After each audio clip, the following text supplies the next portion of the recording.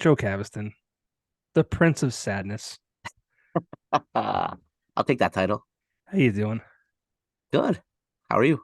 Good, man. We haven't done this. I was thinking we did a podcast back when I had a radio show, and a podcast is an extension of that. I think it was like 2019. It's And it been was over the phone. It wasn't even like, face to face via computer. I'm hoping one day I'll pre-Zoom, I'll have pre-Zoom days. yeah, before COVID, we didn't have to worry about this shit. And I'm like kicking myself in the ass now that I did not invest in Zoom. Yeah. Oh, big time, right? They There's a lot of said stuff I wish I invested in. well, I said 2 weeks to flatten the curve. I'm like, this isn't gonna last. And then it blew up. Yep. But yeah, so we did it via phone back then. I didn't even get to see your face. And hopefully maybe the next time we get to do this will be face to face in person in a studio. But for now, we'll do this. I mean, Good to thank you see for your joining face. me on the podcast that you don't listen to. Don't. Very anticipated though. I feel like I'm a topic of conversation often on it. So By I'm complete honored to accident. finally be here. I don't know if that's good or bad. It's a complete accident, you know? Name dropping all the time, Joe Caviston. But I mean, you got your hands in so much now. It's like you've become one of those guys. You become a Josh Balls in the sense that you got the screaming infidelities emo night. I think you extended that to like a Phat Beatz, hip hop type of scenario. We could talk about that. I think you started booking bands again and started working with bands again. You're a dad. You have a full-time job. Electric City Music Conference every year. This is 10th year. That's what we're here to talk about mainly.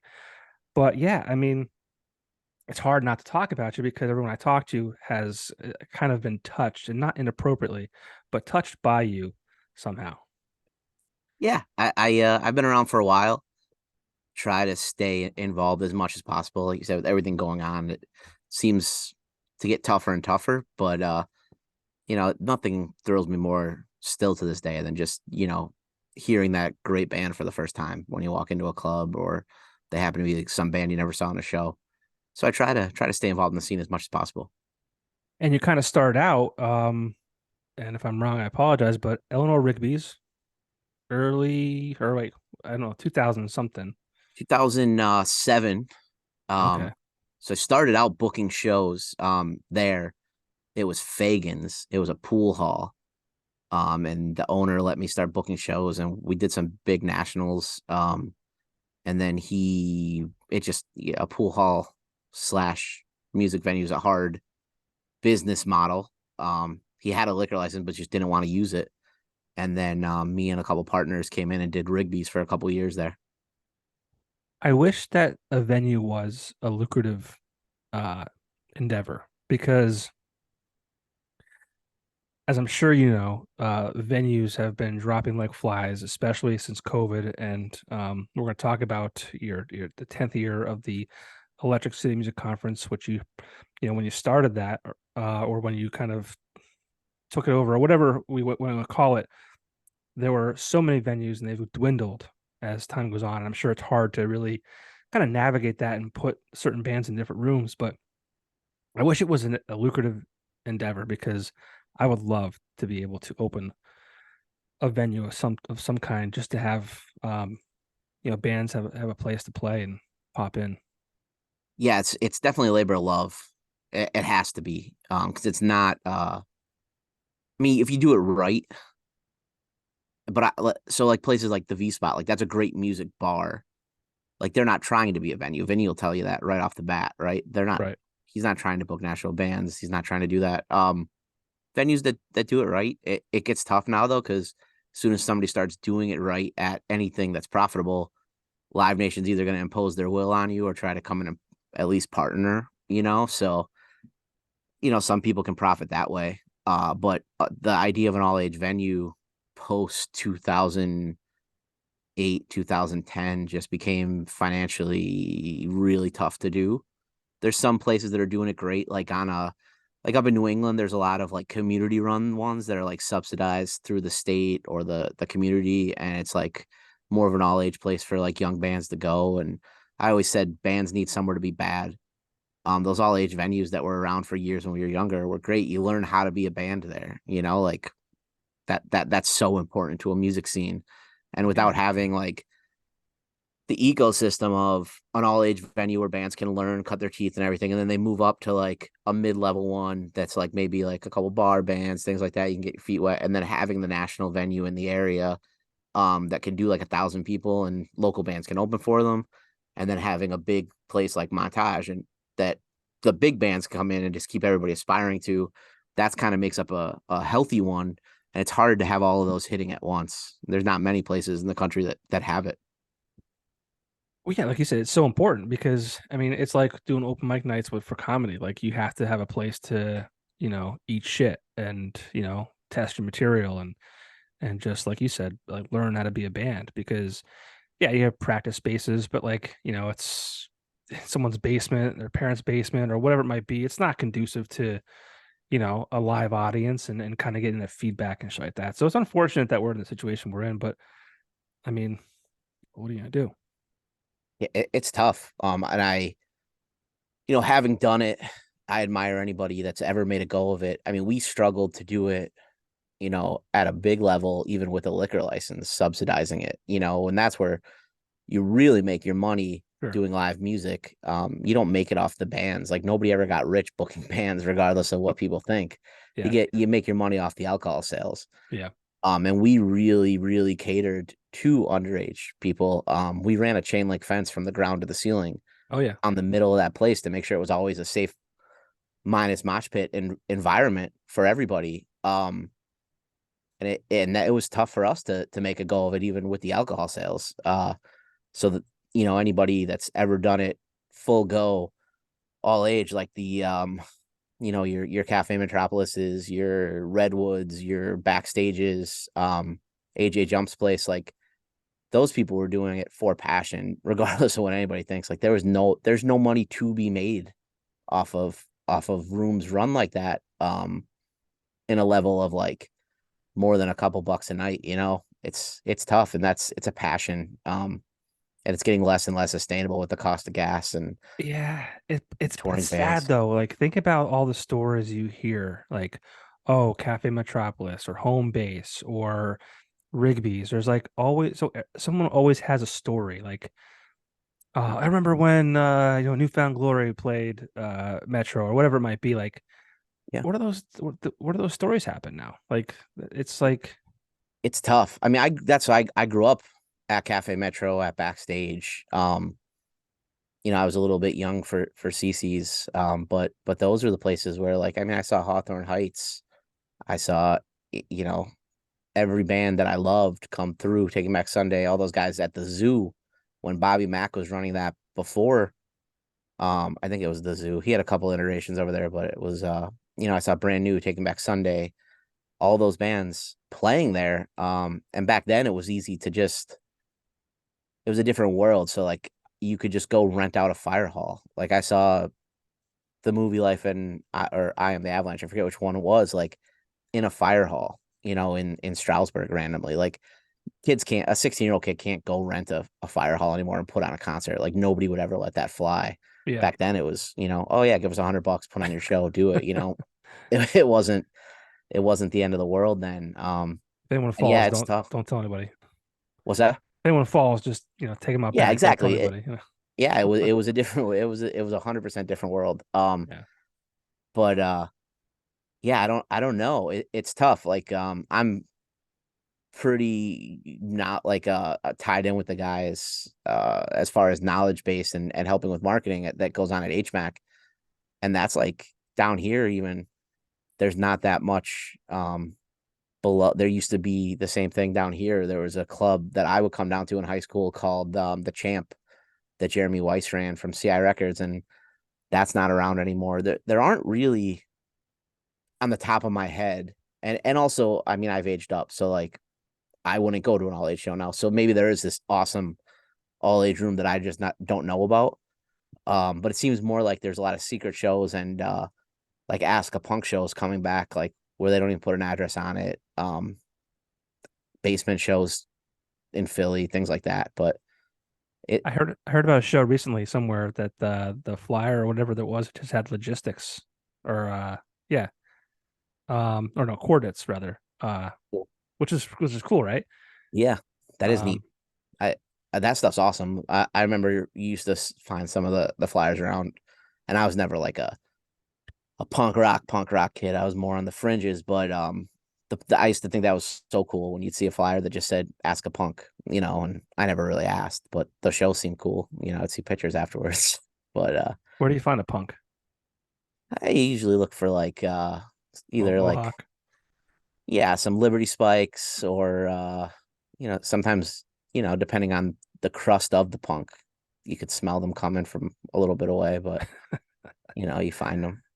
One I just saw, I was actually, I think it's Easton. I was at the Crayola factory back in December, and I had seen One Center Square advertised through you and what you were doing, and like just other bands in this area that as a place to play. And I was driving past there, and I'm like, oh shit, it's right there. And then I think a week later it was closed. Gone. Yeah. Yeah. That's a tough market. I mean, Reading's a tough market. Um, you're asking a band to play is a little bit inside baseball, but you're asking a band to basically play there or Philly, same market, so you can't play both. So it's kind of hard to get people up there as much. And also One Center Square, I mean Easton, Allentown, all that. So that's a weird spot because you're competing with Reading, which is Reverb, or Stroudsburg, which is also kind of that market, and the Sherman's doing such great stuff that Hmm. that was a tough. They did great stuff for a couple of years. Um, agents come and go, and they have their favorite places to send places too. Yeah. The So Croc Rock. I mean, that was iconic. Like, gone. yeah, yeah, I cut my teeth in the basement of the Croc Rock booking. Um, Devil Wears Prada. A ton of different bands down there during the scene days. I only booked a couple shows on the main stage upstairs, but I booked a lot on that underground thing. And then towards the end, when like seemed like every kid in the world was in a band and there were just so many bands, we would book them. They had a huge green room. We would just have bands. There'd be 3 shows a night going on there. You'd have bands playing on the floor in the Yeah. green room to like 50, 60 people. But yeah, Croc Rock, the owner, Joe Clark, was originally from Carbondale. So we had like this like weird bond.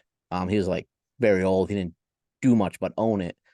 Um, and then that just a couple unfortunate things happened at shows, and then it just the insurance and stuff got out of control, and I think they lost their liquor license, and that's years Yeah. after I'm removed from it. But they end up going under eventually too. It's not even there. They tore it down.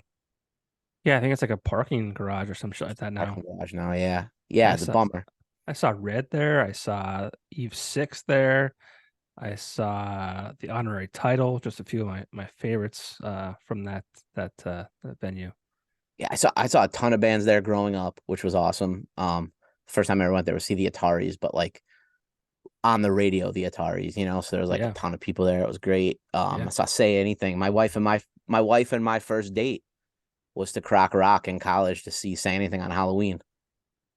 So Dude, it sucks the way things change, man. And like I always feel like I sound like an old person, but you mentioned a show that you and your current, your wife, now wife, at the time girlfriend, first date. Like, I mean, talk about technology and advancements. I miss going to Blockbuster, grabbing a movie and getting a pizza, and that was your Friday night. And like, even if the movie sucked, you still watched it because that's all you had. 100%. Yeah, Now you now you definitely.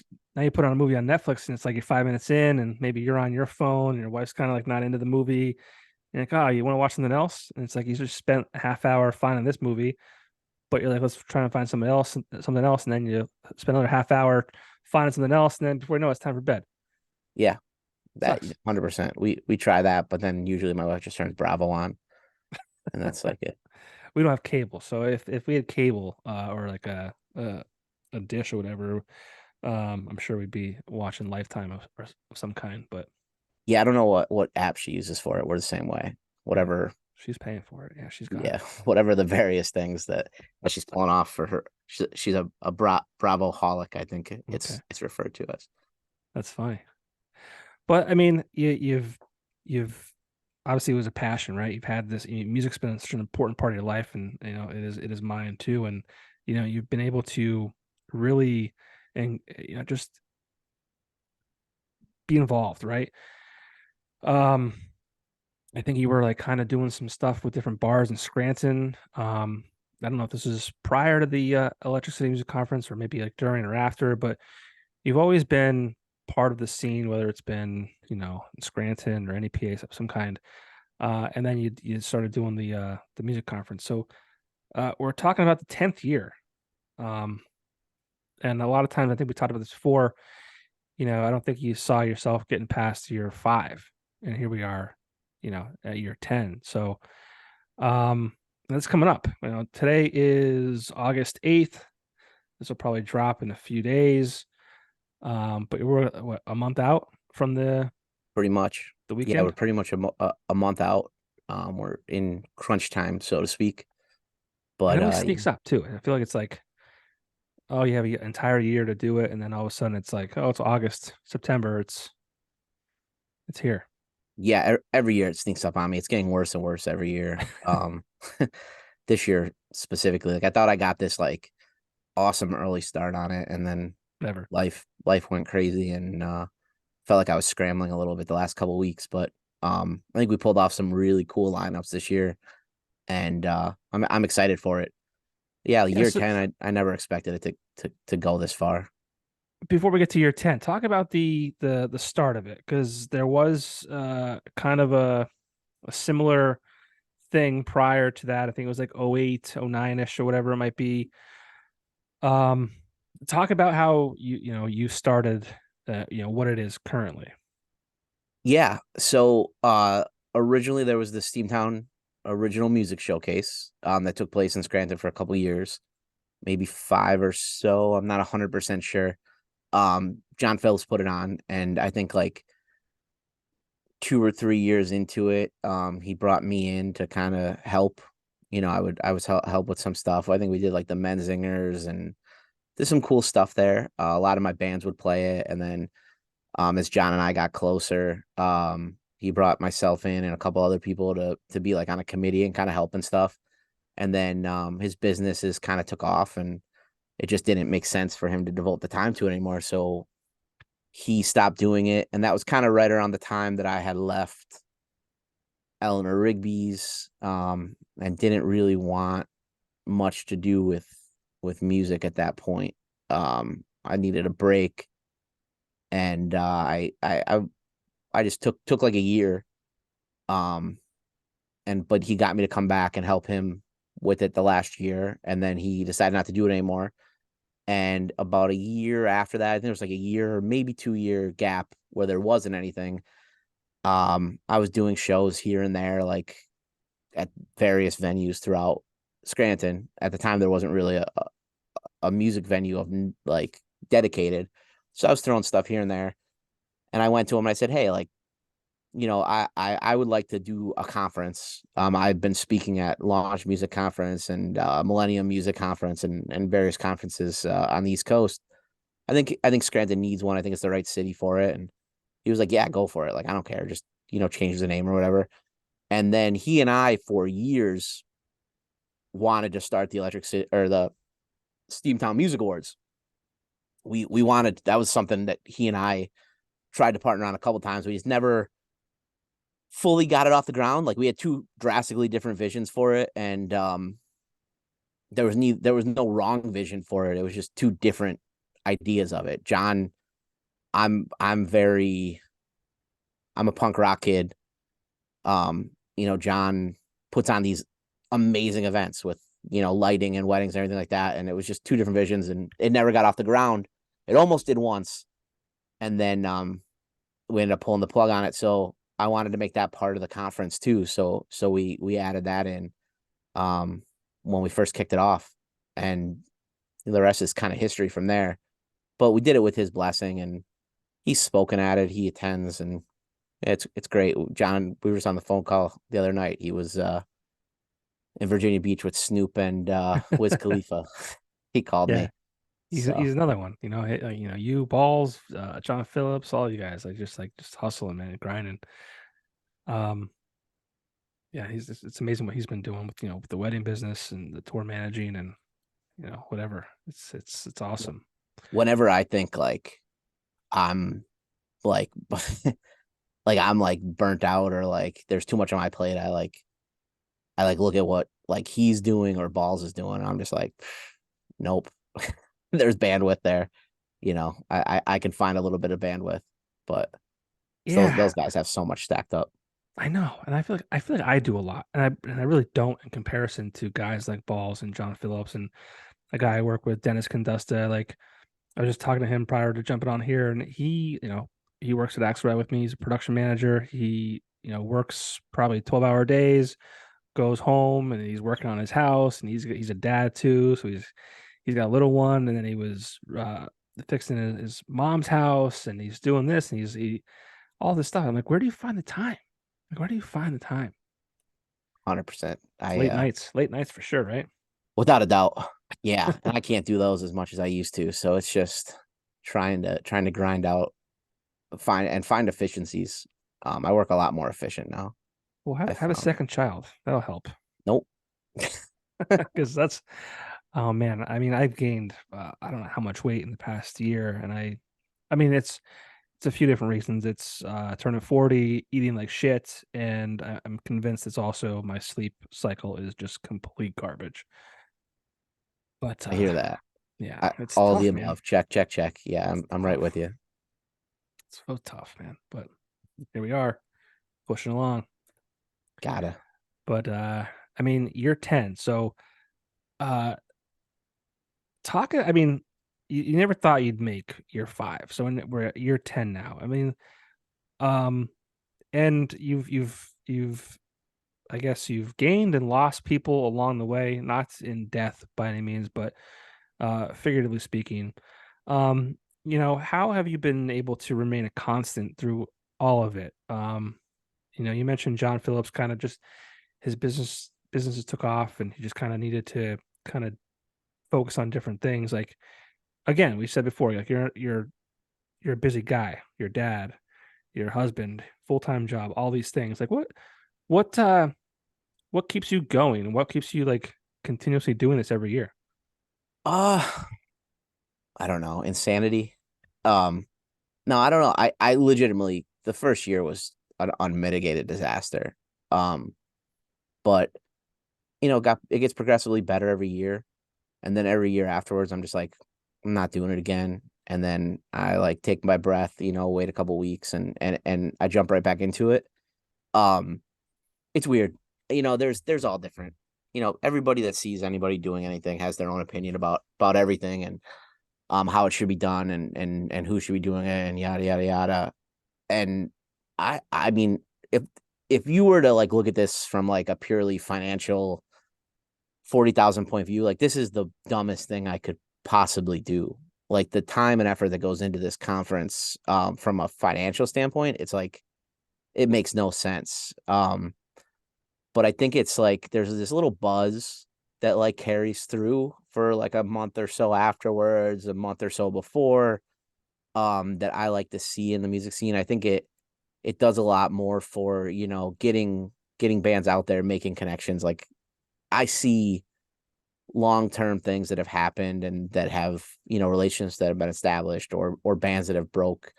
And I just think that regardless of any opinion or, somebody who hasn't, enjoyed what they got out of it or didn't get what they expected out of it, I think there's a benefit to the scene as a whole.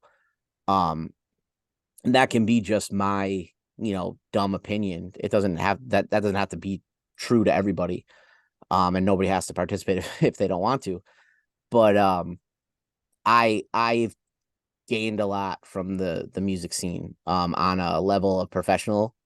I learned most of what I do in any profession that I do, from music first. Like I learned social media to do music, and now I like run a marketing department at a college, right? I learned graphic design to make posters for bands. I, learned what music I love that allowed us to, launch this DJ thing.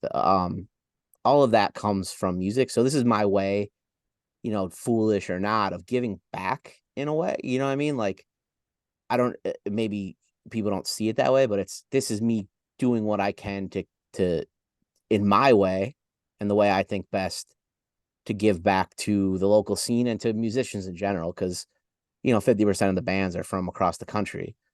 Um, and I try to explain to people that the number one rule of the music conference isn't your performance slot. That's probably actually the least important part of it. Yeah, go out and kill it always, but the networking and who you meet and what you do at it are so much more important. And I've met best friends, business partners, bands that I give opportunities to later down the road, bands that I know only get booked in bars because they were there. And then I see bars that book and use the awards as advertising material. Like if you can go to a bar and say we won best country band, that's a leg up.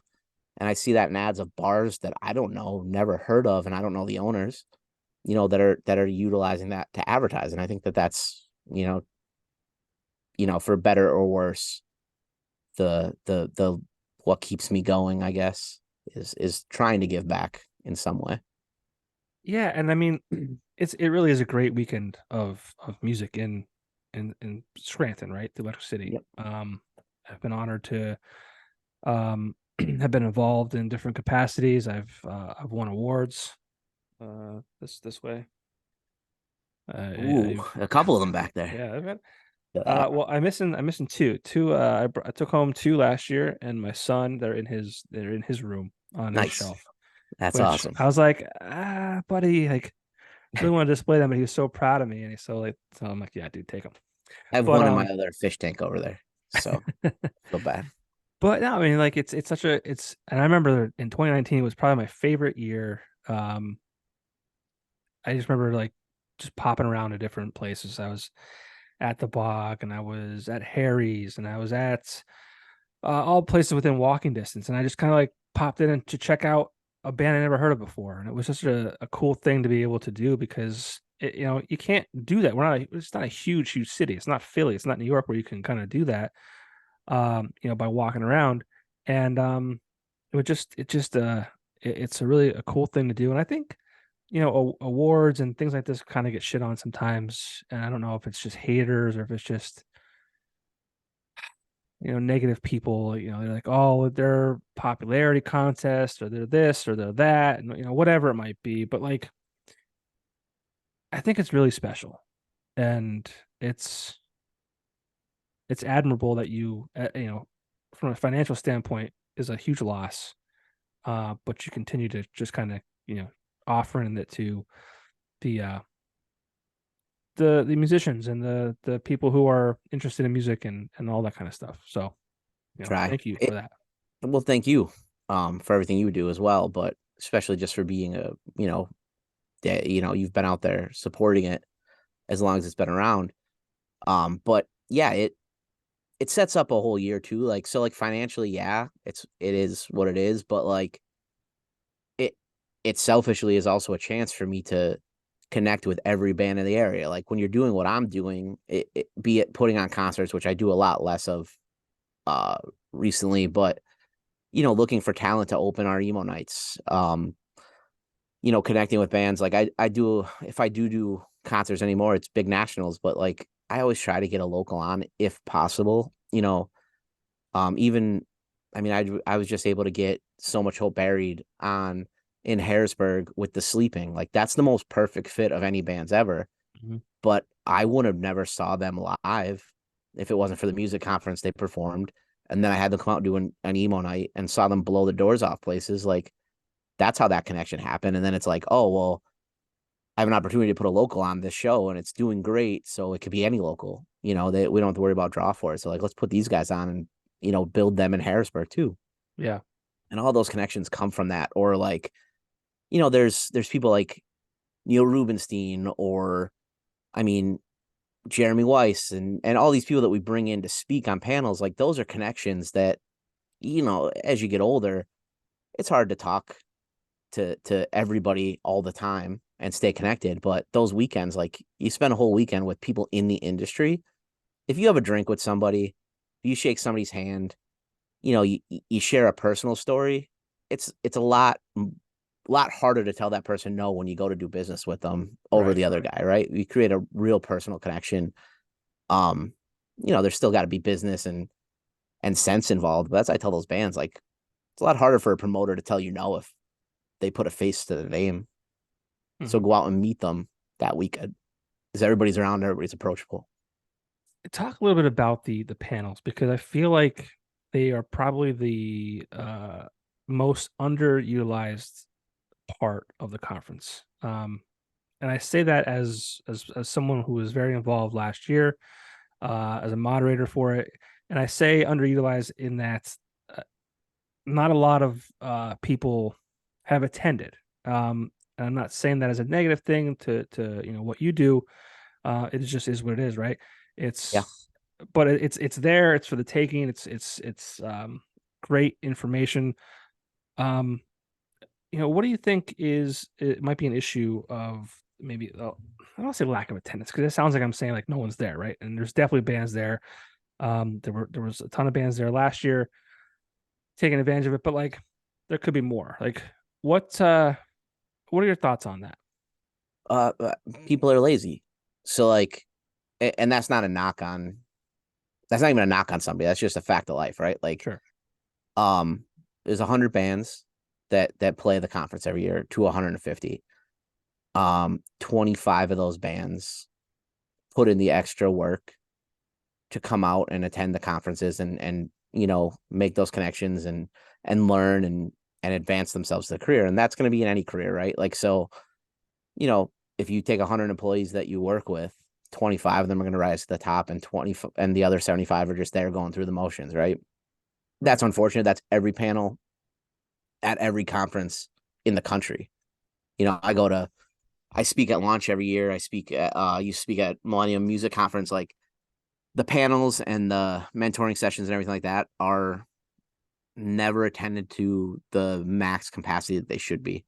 And there's a million ways to do it and try to get more people to come out, and it's just hard to get people to do it. Yeah. But it is the most valuable part of the conference, and you see like the relationships that happen from that. Like, we're going down to Baltimore, um, for an emo night in, I don't know, 2 weeks or something like that, and we were contacted by a band, Roderick, who are awesome. They're coming up to Wilkes-Barre to open for us this week. They're from New York, but they're doing a tour, and the person in Baltimore was just like, "You don't have the draw to do a show alone in Baltimore." So I love those guys. They like approached me after a panel that I spoke on at Launch Music Conference 2 years ago.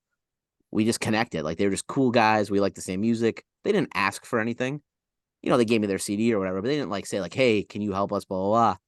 2 years later, they were like, "Hey, like, you don't play Baltimore. Would you like to break into that market? Like, if you do an emo night here and let us open, like, we can make that connection to that venue." And we were like, "Yeah, cool. Like, Baltimore's an easy drive, and we've wanted to break into that market. Like, let's do it." So that's 2 year in the making, but just off of a simple conversation after a conference, and sending me some music and me seeing how good they are, that they're getting a sold out show probably in Friday on at the Jazz Cafe in Wilkes-Barre on Friday, and we're gonna go down to Baltimore and do a couple 100-person show. They'll get another night on a tour that they probably would have had no show to play. So like, that can happen. Anybody that makes the connection, but it's not gonna be immediate. Like, you're not gonna go to the Electric City Music Conference, talk to somebody, and 10 minutes later they're gonna sign you to a record contract. Right. But you could plant seeds. The Magwas met Jeremy. They signed to CI. That the Crates are doing a lot of work with CI Records now. Or not CI, but Jeremy. I think there's like a little artist development stuff going on there. Like, those connections have happened. I've seen them happen. The Magwas met when Eric from Eric drove. I don't know how to say his last name, but he spoke at the conference a couple years back, and those guys, he signed them and was managing them. Signed them to management, not to a record label. But if you're good and if you can back up on stage and then do the work, there's opportunities there. I've seen people get publicists. Vinny, like, from the V Spot, like, really pays attention to the conference, Hmm. and like, a lot of people get into that room that never would have got into that room based off of their conference performances. And out of town bands, he'll bring in and bring back. Ed Allison played up there. He's Um, great. He's in a great. different band, and now it's a different band that he's in, but Hmm. just getting to know Ed and knowing he's awesome. But now they play up there and they kill. They do some of the biggest numbers of the V spot now, and they're from York. Um, there's a million little stories like that, and you could, if you're not comfortable talking to the panelists, there's also just like there's bands from all over the country there, Hmm. and the easiest way to get a show in another city is to trade a show with another band. Right. You can literally come to that conference, meet 5 bands from 5 different cities, set up one show where you're the local band, bring all them in to play with you, do a killer show there, and then have 5 other shows that you traded to go play those other cities Right. and just create a figure eight pattern. You got to put in the work, and just that's just life. And I'm not knocking any band that doesn't do it. Yeah. Some people just want to play music and have fun, and there's a place for that. And some people want to do the extra work, and that's life. I used to get a little salty about it. It'd be like, yo, like just take advantage of this. Like we're doing it. Now it's like I'd rather see the bands that really want to be there rather than you see the person that just like feels obligated. They come in, they stand there for like 5 minutes, make sure you see them, and then they're gone 30 seconds later. Right. You know, come put in the work and take it. And that's like, that's step one. And then there's a million more after that. So We got to figure too. You're in a room, with kind of everyone that has the same goal as you do. Like you're in a band, like you want to, make those connections. You want to, like you said, network and maybe jump on a show with somebody else and bring someone else here. Yeah, it's I'm a I've adopted this saying, I'm sure I'm not the first to say it, but I've been saying this a lot. In that it only takes one. It only takes one person to hear your music, and that takes you to, maybe not to stardom, but to the next appropriate person in line. I do this podcast is purely as a passion thing. I have some great sponsors. V Spot's one of them. The Keller's Garden Center, Axelrad, and Ionic Development. But it just takes one person to maybe hear this and introduce me to the next person. You never know. you really don't. I mean, I'm working with an artist right now, on I hate the word manager. Like I don't manage anybody, but like a development deal, called Lael. Assist. Yeah, they're great. Like has a radio ready single to go. And that's from I was at Launch Music Conference and was cornered by somebody just talking my ear off. And I don't remember the person. They were very lovely. They did like a puppet show on Twitch, like just something that I couldn't help them with. Like I'm sure they're amazingly talented, but they had me cornered. I missed at launch. They play songs, but blind, so you have no idea whose song it is. And people on the panels all get together and they review them. And I missed that song that was playing by Lael. Hirsch was standing next to me and was like, yo, yo, yo, yo, yo, listen to this song. And now your listeners, if they've heard your episode with Hirsch, I haven't, but if they have, um, maybe that like Hirsch doesn't really like much. No, he's a Like miserable prick. like it's like Mob Deep and like Tribe Called Quest. Like he's very specific Yeah. into what he likes. And for him to like pick out something that he thought was good, and he was like, you gotta go find out who that song was. Like, they're great. So I just like, I don't really care. So I was just like, yo, who was that? And like the person raised their hand. I was like, come on, let me hear the song. Sorry, I missed it. They played it for me, and I was like, this is like if MGK wasn't manufactured. Like it's like really good, like pop punk, but with hip hop influences, like really good, awesome, instrumentals, awesome lyrics, catchy. Um, the look is there. The artist was just like there, but like we're talking basement level starting, right? Like a couple listeners, like no, like not even a Facebook page, like, but the song is there. And like that song is the hardest thing to get. Hmm. So right from that moment, I was just like, all right, so listen, are you performing this weekend? No, I didn't get selected to perform. Okay, well, we're performing and you're opening our emo night tonight, to a couple hundred people. Great. that builds a little bit of a relationship. I get to see them live. Good live show, needs some work, but very good. Okay, great. You're gonna if you want to, you can open for us next week at a sold out show at State College. Okay, great. Bring it out there. That's, get in front of, did the work, got the social media working, got it pumping, blah, blah, blah. I saw the person wanted to put in work, got out there, stomped the 600-person crowd. They've opened every single emo night we've done so far. And just like, it's an easy fit. There's not a band. It's one person. Hirsch can DJ the tracks. There's a single there. We're developing it. We're building it. If all goes as planned, there's kind of a little record contract in the works. Like there's things in the work there, but that all came from being at a conference and taking the time to submit it, not getting picked to play the conference, but still choosing to show up and pay to submit your song for people to listen to and review. And what that, incrementally, like it's like $10, like to submit it or whatever, but taking that extra step to do that because you invested in yourself, I'm not going to change this person's life, but I know enough people I can introduce them to that maybe something cool can happen now. Right. But if you just got salty and said, "Oh, I didn't get picked to perform," I'm not. Yeah, I'm out. Screw that. I'm done. Who knows where that would go? Yeah, and you invest $10 to make. I'm not saying that this person's made millions, but I mean that $10 has.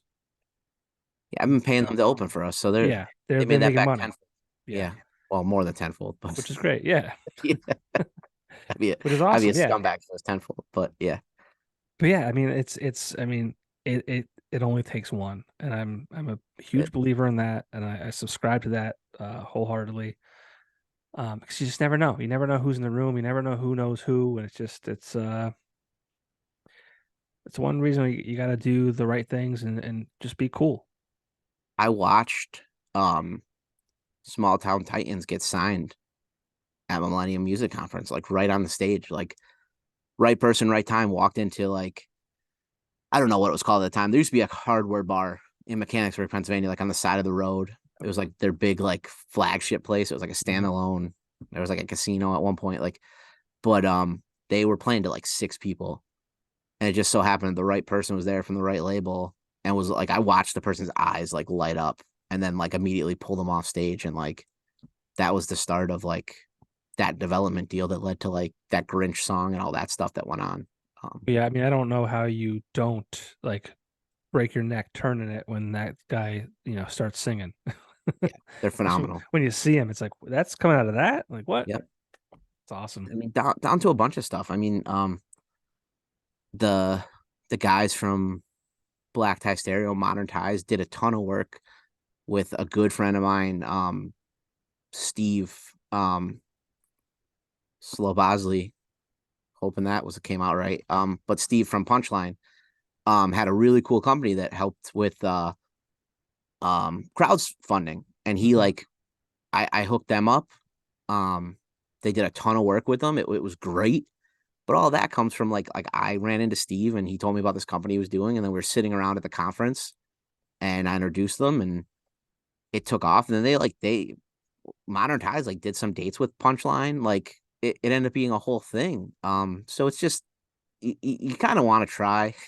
It's hard for everybody. Like I pop off sometimes if people are dicks, like, but you want to try to like at least stay in good graces with anybody that you can. Just like that's a rule for life, right? Not Yeah. even like you never know Yeah. where a connection can be made. Like if those guys were dicks and they were like, hey, like I think they asked me, they're like, do you know anything about crowdfunding? And I was like, no, I don't know anything about crowdfunding, like aside from GoFundMe's a thing. Yeah. But this guy does. But I do, yeah, but I know this guy. But if like that was like somebody that had like shit on me because they didn't get nominated for like best Blue Man Group impersonator, like Right. I would have been like, nah, I don't know anything about it. You know what I mean? Like, and just Nah. walked away. Nah, So bro. Nah. yeah, no. So Yeah, and you mentioned Modern Ties, Black Tie Stereo. They were I know that they had dates booked in 2020 to have some showcases or sets at South by Southwest. yep. Obviously COVID fucked that entire year up, and um, that kind of you could easily have, either taken a break that year or, taken a break or and then never came back. But, you guys still pushed through in 2020, keeping the conference alive and obviously working with the V Spot and the venues associated with that weekend. Um, how, talk about that. I mean, that year had to be a weird year, and that could have been almost like a defining moment, good or bad. That could have been like, yeah, it's we're not doing this year, and then like a lot of things, like tradition, right? Like you never let tradition die because once you let it die, it just kind of fizzles out, right? Yep. Talk about that year and kind of maybe pivotal to a degree. Yeah, without a doubt. So that was like 100%. You basically summed it up there. It was like, do we do this? Yeah, let's do it. Or well, first it was like, no, we're not gonna do it. And then it was like, well, if we don't do it, will we ever do it again? Like, will it ever happen again? Like, if I don't have to deal with the headache for 1 year, will I want the headache ever again? You know what I mean? Of like, and that's not the head, like saying that I don't love doing it, Of course. but there's a lot of people that have opinions on everything. So it's like, if I can feel what it feels like to not listen to everybody's opinions and be judged and be dragged through the internet streets for 1 year, Yeah. am I going to come back and take the Cersei walk of shame from Yeah. Game of Thrones again? Yep. Like, am I going to put myself through that? Like right now, I'm used to doing it every year. It's going to happen. It's just a matter of time till it happens. But man, if I take that break and I don't do it, maybe it'll feel good. Hmm. So it was like, we have to do something. And a lot was thrown around. Like, are we going to do it? Just like over Zoom, like let everybody come into a Zoom and do it, or is it going to be like a YouTube video we do, or part of a podcast, or what are we going to do? And Vinny and Frank stepped up. Um, some of my favorite people in the world, and they were like, "Let's do it." And they're like, "We trust you, like do it." And we found a safe way to do it. We just did a couple tickets. We did outside seating.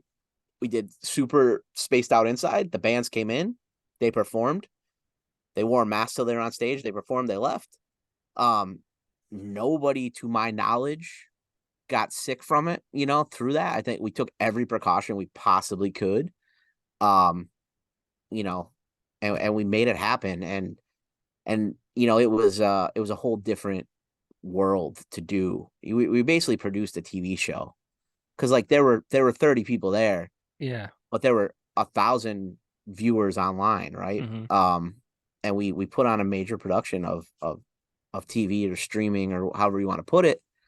Um, it felt cool to do. I don't ever want to do it again, Right. but it was great. Knock on wood, we don't ever have to. But I actually forgot about how remote that also was because I was there and I remember being outside with my wife and at that time you had in order to have a drink you had to buy food. yes, So I remember we were outside at a table, and it was scarce. It was Vinny and Frank, like you said, they put the tent up outside. The tables available, ample seating and the spaced out, all that kind of stuff, and following the rules. Um, but I actually forgot how remote that actually was. So yeah, yeah, it man, was. I think there were 15 people allowed inside, right. and we had seating for like less than 20 outside, and we had a big TV out there and a little sound system to play the music. And yeah, it was something else. It was great. Hats off to everybody that helped because I didn't know how to do 90% of it. So it was great. I appreciate everybody. Yeah, it's where an example of the internet being a blessing and not a curse, because I strongly feel that it is a blessing and a curse. Oh, without a doubt. Without a doubt. Yeah. 51% curse. Yeah. I would go higher. 55. I would go higher too, but I just wanted to give the benefit of the doubt. It's Yeah. it's definitely worse than it is good Way worse. Yeah. to a degree, right? But yeah, so you made it through that. It's like now it's like, well, if we did that, we got to keep going, right? Yep. Yeah. 100%. And then it's like, then you hit year 8 and it's like, well, can't stop till year 10. And now we hit year 10. And my wife actually asked me, she's like, you can keep doing it? And I was like, I don't know. And then like 2 days later, she's like, you can keep doing it? And I was like, yeah, I mean, we gotta go 15 now. Right. I challenged myself. Like, I remember after the first year, I was like, if we could do five, make this sustainable for 5 years, self-sustainable after 5 years, like that would be a wild accomplishment. And then at year five, I was like, it would be nuts because none of these things, there's very few. Like I've spoken at, and I know people who have ran music conferences. Going 10 years is like almost unheard of. Like Millennium Music Conference went like 30 in Harrisburg, which is incredible. Launches on year 15. Um, we're on year 10. Nobody else in the Northeast is left. There used to be one in Cape May. There used to be one in New Haven, Connecticut. There used to be one at the Jersey Shore. Yeah. At Cape May, it's the Jersey Shore, but there used to be another Jersey Shore one. There were multiple ones in Philly that are gone. Somebody tried to start one last year. I don't know how it went or if it's going to come back. It was big production. So I think it was expensive to put on. And there's just I've seen so many come and go, and like amazing people that are so talented, more so than myself putting them on. It's just it's a labor of love. Like I think people see it, and you see anybody do something like I'm a promoter, so like you're gonna put out and try to make everything look as big and as bad as possible. But like it's not like this isn't something you're gonna get rich off of. So I think people see that, they want to jump in, they see the work that goes into what it comes down to, and don't use it like this is for me a leverage point for everything else I do for the rest of the year, right? Like Mm. bands, venues, it's a way to connect, it's a way to build relationships, it's a way to give back.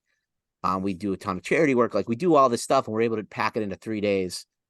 To give every person that I like actually like a hug, like these are chances to do all this. So there's so many other benefits that you have to weigh that when you're doing this. You're not getting rich. You're not making money off of off of running a music conference. Anybody will tell you that.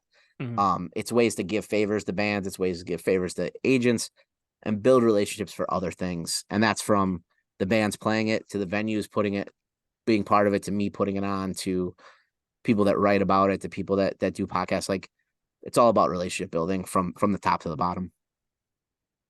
Would you recommend doing one? The you mentioned the different areas, and like you mentioned Cape May, and I just thought about the beach. Like I wish there were more events like this in different areas because I do think it's important. And I mean, maybe I see it differently because I love music and I love the promotion of it and I love the the discovery and all that kind of stuff. Like, would you recommend someone, one day saying, "Hey, like I want to start this"? Like, would you recommend? There's places I think would be perfect for it. Um, I don't want to do it, but I Right. think if somebody wanted to do one in Pittsburgh, Maybe someone younger, someone much younger, yeah, way younger, some single. 10 years younger to be exact. But I think Pittsburgh would be a great place for it. I think Ocean City, Maryland would be a great place for one. I would love to see the singer songwriter conference come back to Cape May.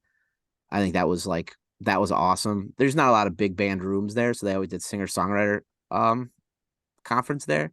New Haven was like the most perfect city for one. It's just a college town, so it's hard to get all if you're completely reliant on college kids for your bar sales. It's hard to get them to buy into original music for a whole weekend. Um, there's uh there's a lot of places that would be great for one, and yeah, I think they're great, but you have to. It's gonna take a certain type of person to do it. Like you can't be too fresh, because if you're like a new upstart kid who's trying to cut his teeth, like you don't have the connections to get speakers in there, Sure. like because no speaker, like you can't. There has to be a reason that a speaker is going to come. They have to be getting something from you, or like you enough, or like you have to have these relationships built. Like if you just reach out to Joe Schmo from some big agency and ask him to come, or a record label or something, they're just gonna be like, no, like I don't get like half the like I ask probably 300 people a year to come, and I get who I get, right? Like Right. a couple of people that year they have time to come. Um, so you have to like have a certain foot in the door. You have to be, at a certain level. So like, yeah, 10 years younger than me. If you're 28, 30, been doing it for a little bit, have a good reputation, like go for it. Um, yeah, try, I would. I think it would be good. I really like for years thought of trying to do one in Ocean City. I just don't think you also have to, it's a certain place, right? Like, so the venues that we have, there's a lot of people that own bar that just happen to own bars in Scranton that love music. Yeah. That's not happening everywhere. Like the Nasser brothers from the Backyard Ale House Mhm. never have to have music in that room ever. Nope. They never have to. There's no reason it doesn't do them any benefit to their bar financially.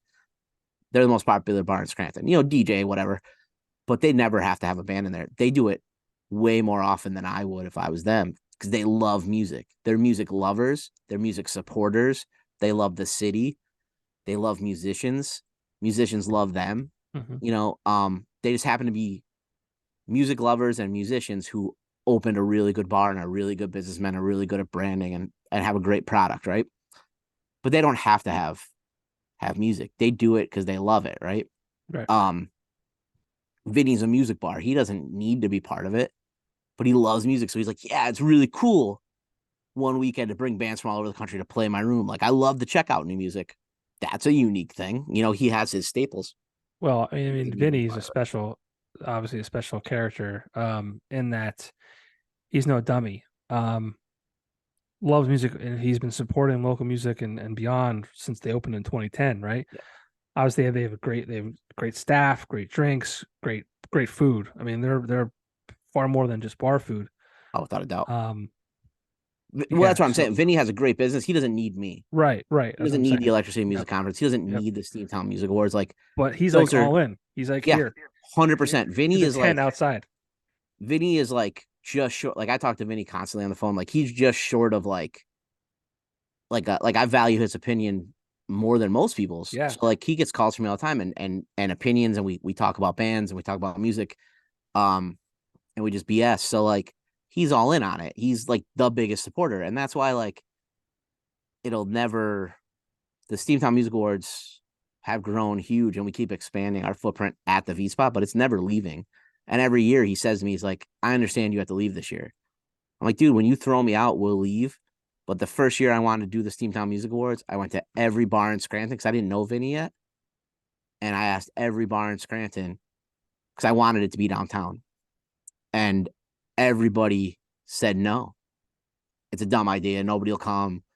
Or, that was some people. Some people were just like, I just don't think it's for us. Like, I don't, it wouldn't work. Well, whatever it may be. Vinny, without hesitation, said, that sounds fucking cool. Let's do it. And we did it, and the rest is history. And he's Yeah. been a super supporter of it. So we're there until we get thrown out. It's not going anywhere. It's not going No. anywhere else. There Well, used to be a bar downtown that wasn't part of the conference, but it was a really popular bar, and it was a really big bar, and it was a historic bar down. Well, it was in a historic building. And the owner every year would come to me and be like, because I really would have liked it, and we would have probably turned a profit on one or two conferences if they were part of the conference because they were really popular. And they're gone now. But they would say to me, if you move the music awards here and give us the music awards because they should be here, then you can do the conference here too. We never put the conference in there because I wouldn't give them the awards because it just wasn't going to happen. Like if somebody's loyal to me, I'm loyal gotta to be them, loyal. Yeah. 100%. And talk about that. So we're in year 10. Um, and I know we've lost venues along the way. We've lost Stage West.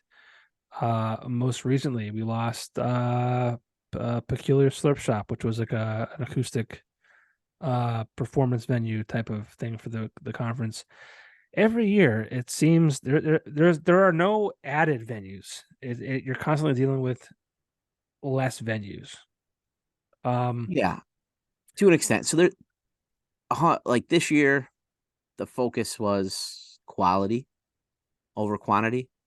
The V spot, the bog, the backyard ale house are and Peculiar was amazing, but it was a restaurant and we had music in there and it was awesome and it was packed and Gene is one of my favorite people in the world. yeah, Um, excluding them, but those are the three core bars every year, no matter what, right? Right. Everybody else has always been icing on the cake. You know what I mean? Those bars always carry it. Um, and this year there was a couple places that reached out that wanted to jump in. Last year we added a bunch, and they just didn't work out. Mike Barisa's bar, I don't think it's there anymore. From what I heard, from what I read in Yeah, the I think I news. saw a post, but they were great. We had music over there, but it was just kind of off the beaten path. It didn't work great for us. But he jumped on full steam last year. Was all about it. Great supporter of it last year. The band loved it there. That's where like the Yeah. crates got found by Yeah. everybody. Yeah. I heard that. And it was awesome. And I wish they were still there, but they're not here. So like that was another loss. Peculiar, we lost this year. We did the Moon Tavern up in Dixon City last year. Kind of tried that out. And again, great venue, does music all the time. Great people up there. It's tough to tell a band you're coming to play in downtown Scranton and then put them 6 miles up the road in Dixon City. It In a hotel, at the essentially. hotel, yeah, Yeah. where there can't be a cover charge. You're kind of No relying. offense. No offense to I forget No, his name. I apologize yeah, for his they name, but do an awesome business yeah, there. great They stuff. have their Yeah. own built-in business. It's just 100%. tough to do that. Like if you're gonna send somebody up there, it has to be something special. Yep. That's why we put bands at the fair. So there's bands at the fair, because that's like you're playing on a huge stage to a fair crowd. Like that's awesome. It just didn't make sense there. We are adding. I guess I could break it here because it'll post tomorrow morning. Well, The in a Ritz. few days. So like Friday. Well, we'll post tomorrow morning. Okay. So yeah, The this be announcements, old but we're news. Old news. yeah we're adding the Ritz Theater. Oh, Um, cool. That's awesome. so Friday night we'll have Taylor Swift night there. The Taylor Party, big national Taylor Swift night, and No shit. then on Saturday we'll have Schism, the Tool tribute band there. That's awesome. So that'll be added this year, which is cool. And then we're adding Shake's Place, which is the Scranton Shakespeare Festival has a venue inside the Steamtown Mall or the marketplace, Steamtown Marketplace now. And they have a performance space in there, and they asked to be part of the venue. So it's an all age spot. So we're able to put some younger bands in there, from like 4 to 7. We'll have some acts in there. So a couple of the younger bands we're able to put in there. And we're trying some stuff out.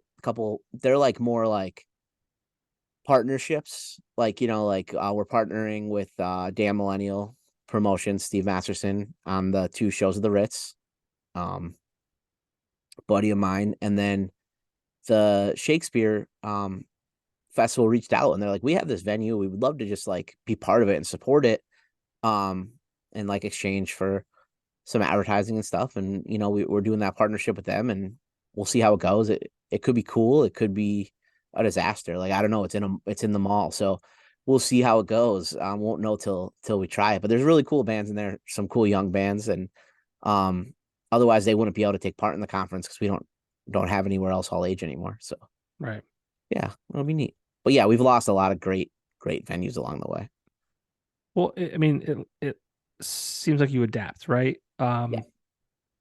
Adding new spaces, adding stuff you wouldn't normally do, and I think that's what kind of separates success from failure is taking risks and taking the doing things other people wouldn't do. We've done stuff that Well, like we've taken risks and it didn't work. let's talk about. I mean, Like, last year we rolled the whole like weekend into the NEPA fair. Like that was I remember when I heard it, I'm like, what? I'm confused. I mean, it's like you said, 6 miles from Scranton downtown. Obviously, you work with Matt Kester. Trying to do different. Again, another person trying to do different things in the area. NEPA fair. It's a beautiful stage, beautiful sound. The video boards behind them, and I know we had people like Justin from Out Development last year working with him on sound, and Kyle and all these different people that are so supportive of things that happen in this area. But like end of the day, it's like, oh, you rolled it into this music conference into the NEPA fair. Again, kind of bizarre to a degree, right? But like, hey, let's yeah, let's see if we can make this a bigger weekend. So talk about that a little bit because I Yeah, I think wouldn't there's consider still that a failure. That one, no, not a failure, but I'm that just just taking the risks and taking those yeah, chances. yeah, And we tried some new. Kester called me. Matt and I work on a lot together. A lot of like what I do and what a lot of people do that, there's certain stuff we put out publicly. Like you're seeing what I want you to see, like on social media, just like anybody else. And I don't know that a lot of people see the vision there. But I'm doing stuff, business wise and professionally that, you know, deals and stuff that nobody ever sees. Like that has nothing to do with Scranton even. And Matt and I do a lot of business together. Um, if I have an opportunity to put somebody on from that area and give them business somewhere, like that has nothing to do with Scranton, I do that. I use Scranton vendors everywhere. And he called me 6 months before that and was just like, Joe, I want to do this fair. I don't want to like step on your toes of the weekend, but it's the only weekend available at the drive-in. I said, Matt, do it. Like, go for it. It's not, gonna like they're two different crowds. Like, go for it. And he's like, no, I don't want to like because he works on the conference, like sure. for sound. I use him, and he was like, well, what can we do to partner together? And I was like, I'll help you in any way I can, Matt. So we came up with a structure and a deal, and booked a couple of the bands last year, and it was cool. I mean, the production was unbelievable. The crowds were, Underappreciated, I'm sure. oh, without a doubt, and I mean the crowds were great, and the bands were all happy, and I mean it was really cool because we gave the Lifetime Achievement Award to old friends, and then they performed up there on Sunday as like a headline thing. It was awesome. It all tied everything together great. We did the panels up there and like blew some national people's socks off that landed some sound gigs and landed some other gigs like down the East Coast, for different people that were, came in to speak, hired Matt, like all kinds of different stuff happened from it. It was cool. But I mean, we've tried stuff like that didn't work. Like we fenced off Thirsty's parking lot and brought in like all these food trucks and stuff the one year and did the rods out there and like a couple other people. Yeah, And it just didn't hit. And then we've done the rods since and they killed. That was a big risk that didn't hit, but you don't know until you try it, right? right. And we've done a bunch of stuff that didn't work. Eventually down the road, like as we move forward, like my ultimate goal for this, and I've said this for years now, would be for the conference to just be 100% free. Like there not to be any admission anywhere. Like so it could just be completely free. And I would love to put bands on the square Yeah. playing all day for free, right? Like on each corner of the square, like rotating like a clock. Like that's the ultimate dream and goal.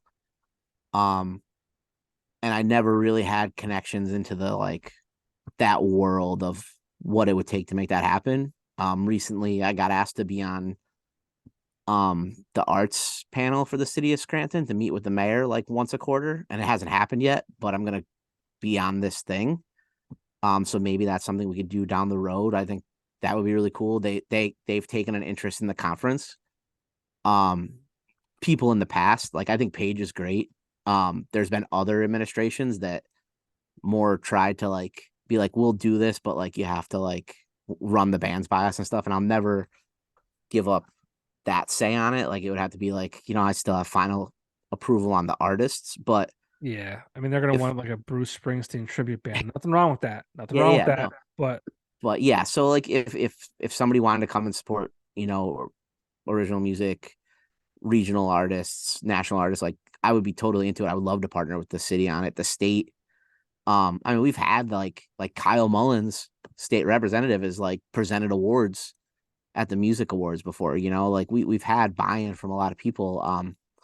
And if somebody wants to give up, that would be like the ultimate goal of the conference, to become more like the jazz festival, where it's like if we could, but I would want to do it more. I don't know. I think it's amazing. I don't have the patience or the bandwidth with everything else I do to try to like apply for grants and like be a nonprofit and do that. Like I would love to just get like one really big sponsor that's just like, I love music, I love Scranton, I see the value in this, I see the exposure in this. Here's a check.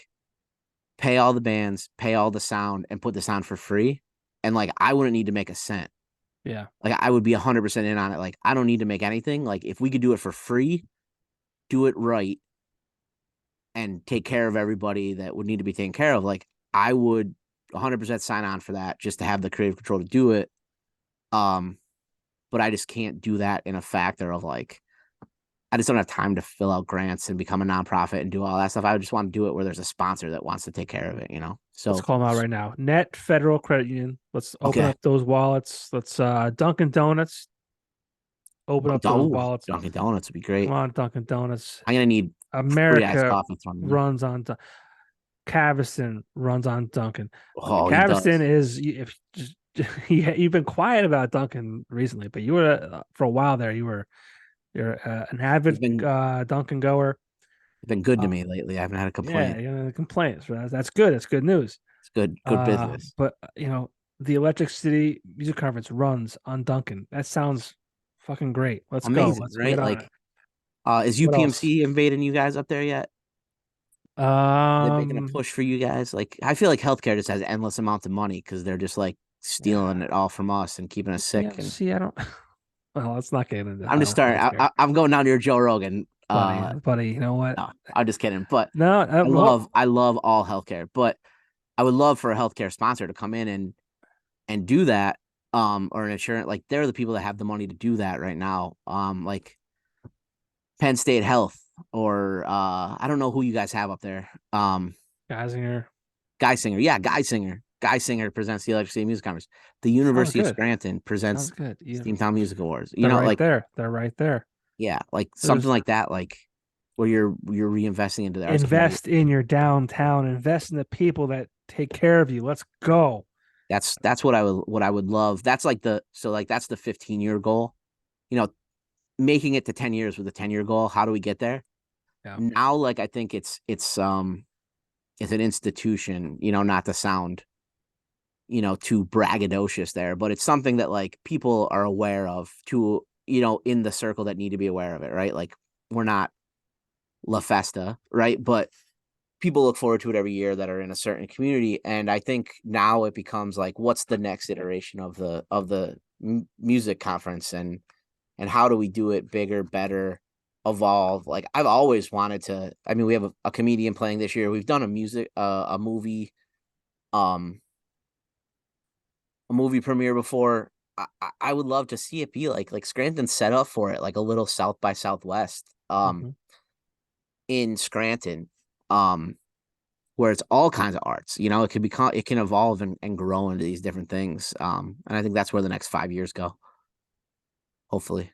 You used the word braggadocious, and uh, I need to let you know that 14 years ago today on Facebook, I made a post. This is back when it would say like John Popko, and then you would fill in the blank, almost like an ad lib. Mm-hmm. Said John Popko doesn't want to be braggadocious. New word heard in a meeting. Let's see how it works.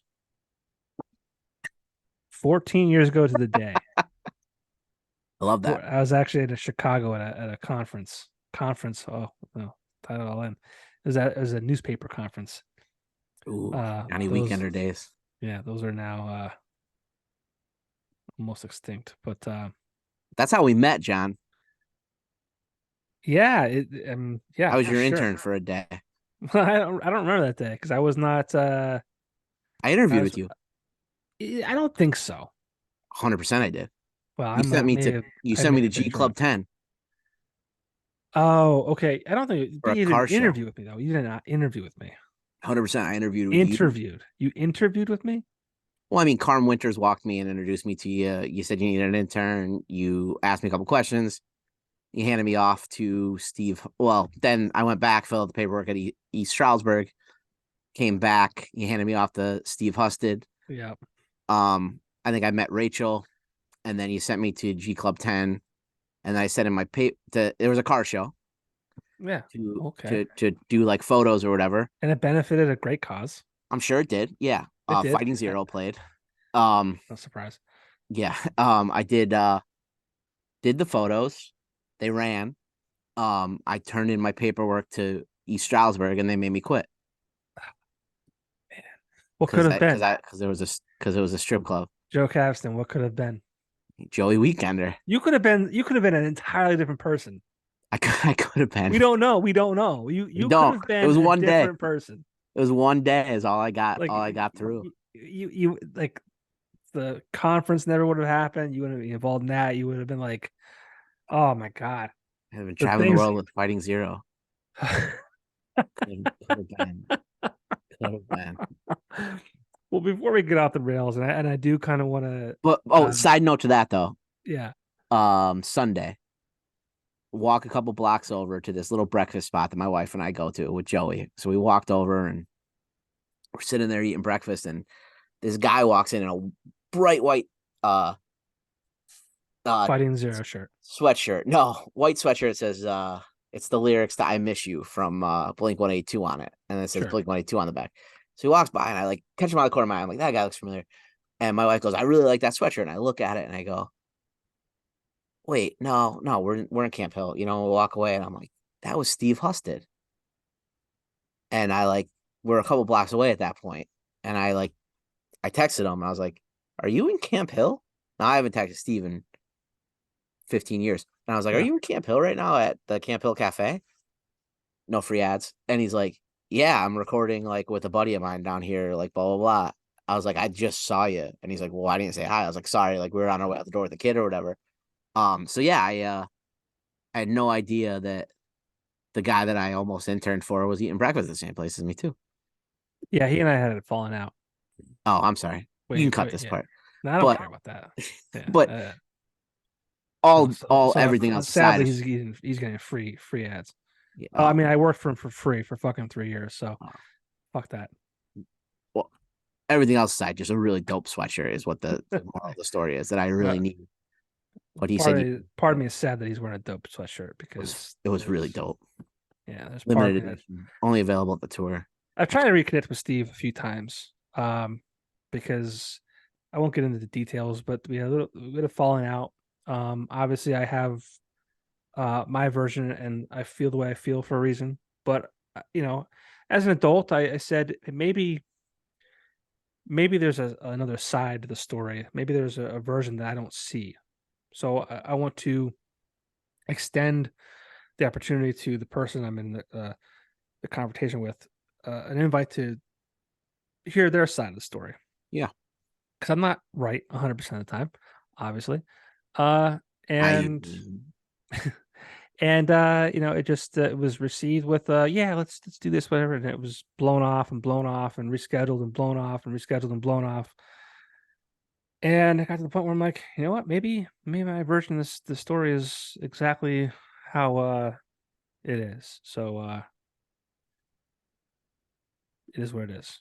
You gain people, you lose people, and some people are just shitheads. This is life. But before we get off the rails, we already did a little bit, but I want to talk to you about really quickly about. I mean, I want to keep you all night. I'm sure you and I don't talk a lot, right? I'll stay here forever, John. It's once a year almost. It seems maybe here and there, but let's talk about year 1 versus year 10. I mean, what can we expect differently? I know you started making a bunch of different announcements today. Again, it's August 8th. You'll probably be making more as the week goes on before this actually gets aired. But talk about, what people can expect year 10, the Electric City Music Conference, the Steamtown Awards, all that kind of fun shit.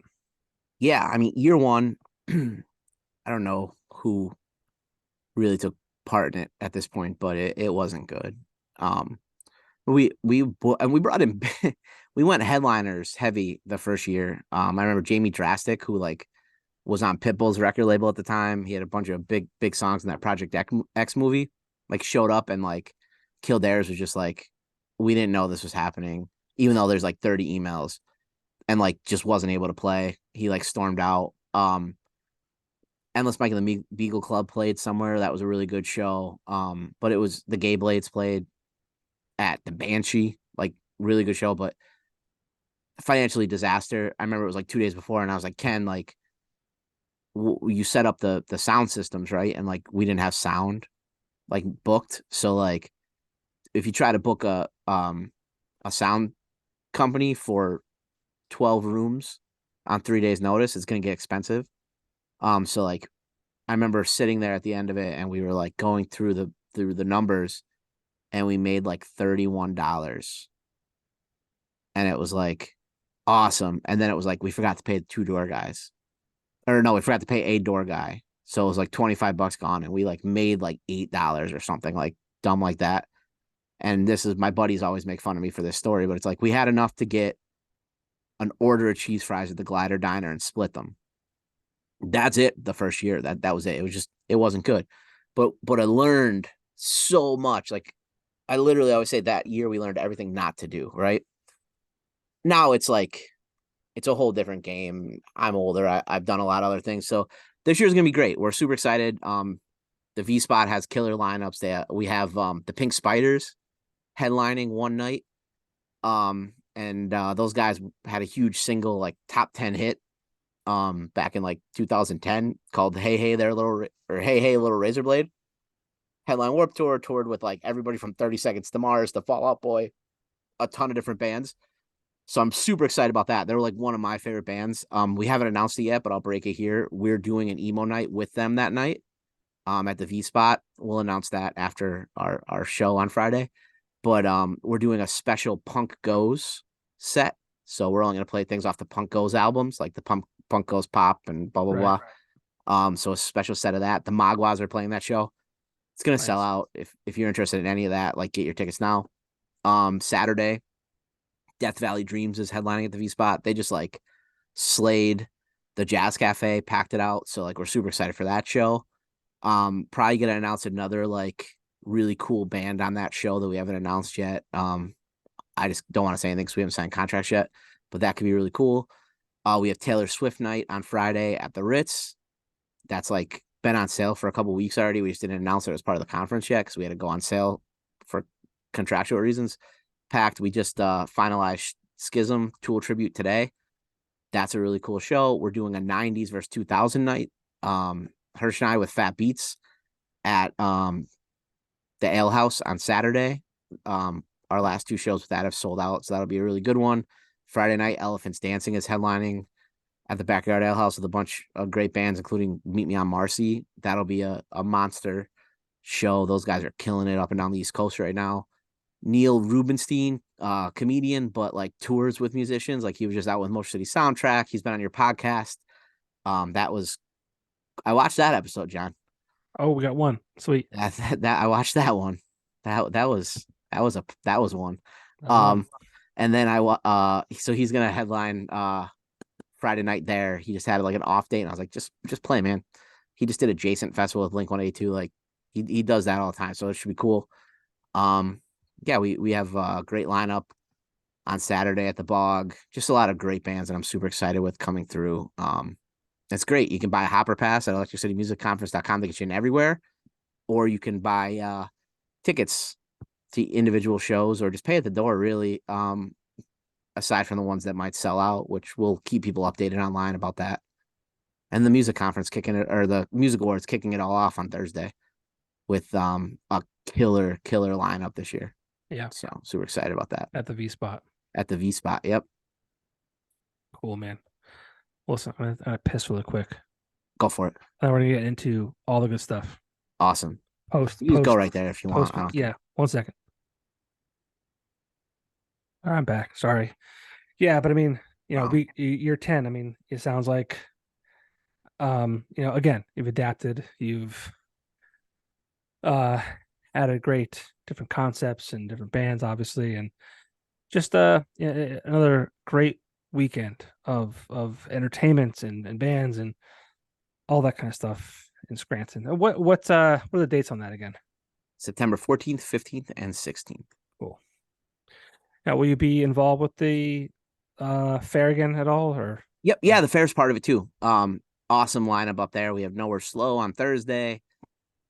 Saturday is Black Tie Stereo and Modern Ties in Room 108. And then on Sunday is Carly Malfa from American Idol and the Little Mermen, a Disney tribute band. Um, That sounds interesting. yeah, along with there's some professional wrestling during the day and some like mini Damn. motor racing stuff that Matt lined up, during the day for stuff. But awesome musical lineup. And fireworks Thursday night. So if you love fireworks, don't miss those. So he's got a huge display set up. That's But yeah, awesome. yeah, they're part of it again. That's awesome. Well, I guess it's a good segue.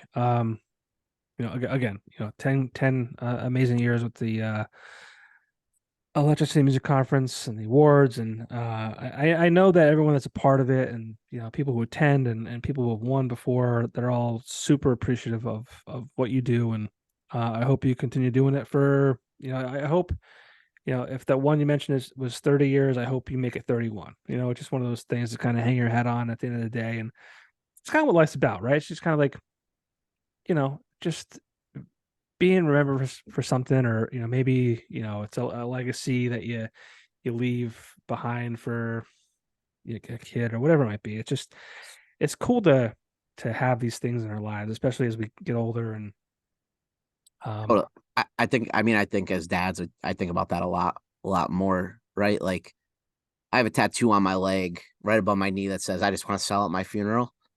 So it's like kind of like, twofold there. It's a cool lyric from one of my yeah, favorite bands, The Wonder Years. But um, think about that more like when I'm gone, when you're young, it, I was definitely like a dickhead 20 to probably 22 years old. Like I got a lot of, in my eyes, success early. Like I was kind of like, all the agents were messing with me. Like I was getting offers in New York City, jobs, things like that in the music industry. And I decided to take my own route with it. I thought I was like shit. You know what I mean? Like, yeah, and I probably was a nightmare to deal with then. I was probably a dick. Like, um, there were bigger dicks, but I was probably one. And as you get older, it's like I try not to like, and I first of all, I try to like realize that kids that age, like, they're full of piss and vinegar too, because that was sure, me. So I give people a lot more grace, but also like now it's like, man, if I die tomorrow, like, what do I want these people to tell my son? You know what I yeah, mean? Like I don't want people to be like, yeah, he was a dick, like he wouldn't do it, or do I want to be like, yeah, like this one time, like we really wanted to play with this band and your dad like hooked us up, or like, you know what I mean? Or like, we our second show ever was like at an emo night in front of 1,000 people because like your dad helped us out. Like that kind of stuff like means more like selling out that show is whatever, but like yeah, putting a young band on, like that's our one rule that's different from any other emo night is like you have to let a local or an original band open for us. Like or we won't play. We just won't do it. So giving that back to them and seeing that like that means more to me than jumping around like an idiot on stage for 3 hours for a paycheck. Like helping out that band and seeing their face means more to me. yeah. Well, let's talk about that. I mean, the Emo Nights was founded at the Electric City Music Conference. I think it was 2018. Yep. Yeah. First one ever. It was at the Bog. If my memory serves me correctly. Yeah. 100%. I'm not even looking at notes. It's all up here. Yeah. I'm a professional, Joe. Nice. It's all up here. That was, you're 100% there. And it was just one of those things like you guys like, hey, let's try this. And obviously, you weren't the first to do it, and I don't know if you got the idea from a I different 100% stole it from you on Night LA. okay, so yeah, across the country, but Yeah. whatever. But At that hey, time, they weren't touring. They were just in L. It was just a party but once a month in LA. that's what makes it cool. Like you find something that's working, it's not even in your fucking zip code, right? Um, and you kind of steal it or you just kind of copy it, whatever. Yeah. But We like, made it so our you own. said, let's take this idea, let's run with it, let's bring it to NEPA. Let's kind of see where it could go. He tested it out at the conference, and 5 years later, it's one of the most successful emo nights on the East Coast. You're selling out venues all over the place. I made a joke. I forget who it was. Shit, I should remember this now. I don't listen, but it was definitely Keith from Pine Creek Academy. Yes, it was. You only know it because I think I made a clip out of that. Uh, you didn't actually listen. You just watched the clip. It was Keith, Pine Creek Academy. He was opening for Emo Night. Yep. And I was just saying, like, no offense to you, but No. no real musical talent, right? Like, I mean, the talent, unfortunately, lies in DJ Hirsch, who I love. Did our wedding. Don't give him any credit for anything. He's provided me with some extra income through different avenues, not truck related. Um, but it's but you're on stage, man. Like you are, for all intents and purposes, you are that lead member of that project. You're on the stage, you're rocking the mic, you are getting the audience hyped up. Like, I'm and it's Flavor funny. Flav. I'm Yeah, emo Flavor Flav. but it's funny. Like I know you. Like I've known you for a lot of years, and it's just it's interesting to see you, and like I know who you are. Like definitely out of your comfort zone, I would imagine, right? Yeah, Yeah, to put it right. lightly. And it's interesting to see you like that because like I back in 2000 whatever it was, you were hesitant to take photos at a strip club. So now you're Right. In the in, parking lot. In the parking lot, John. in the parking lot, right? Even lighter. Like Yeah. come on. Yeah. But Yeah. like I mean, talk about that. I mean, that's got to be pretty. I mean, I've always wished I was a musician, right? I always like this doing this is like my opportunity to be involved in entertainment and music and things like that. What does that mean to you, this emo night, and where you've been able to take it along with Hirsch and be on those stages and see those phones in the air and lit up, and it's got to be wild. Yeah, it is. Yeah, I've thought about how like I would describe this before. Not like when you asked me, but just like in life. Like I think about this a lot because we turn this into this thing. And I have such like the utmost respect for actual musicians, right? And that's like one of the reasons why like I realize what we are doing is what we're doing, right? Like there it's compartmentalized and it is what it is. But at the same time, like outside of like that, it's just this community that has sprung up around it that like I love and value so much. So taking that, like you're on the stage and I think I, I don't want to like seem like self-deprecating here, right? So it's like I'm I'm approachable. I'm not a rock star. I'm not like I'm awkward as shit. Um, and I'm not like I don't look like this rock star up there, right? And part of everything we do is I start every show by telling the crowd like you are the show tonight. We're up here to have a good time with you and to facilitate that, and we're here for you, but you're the show. Now the first 5 minutes of any night, everybody's like looking around like, what the hell do we do here, right?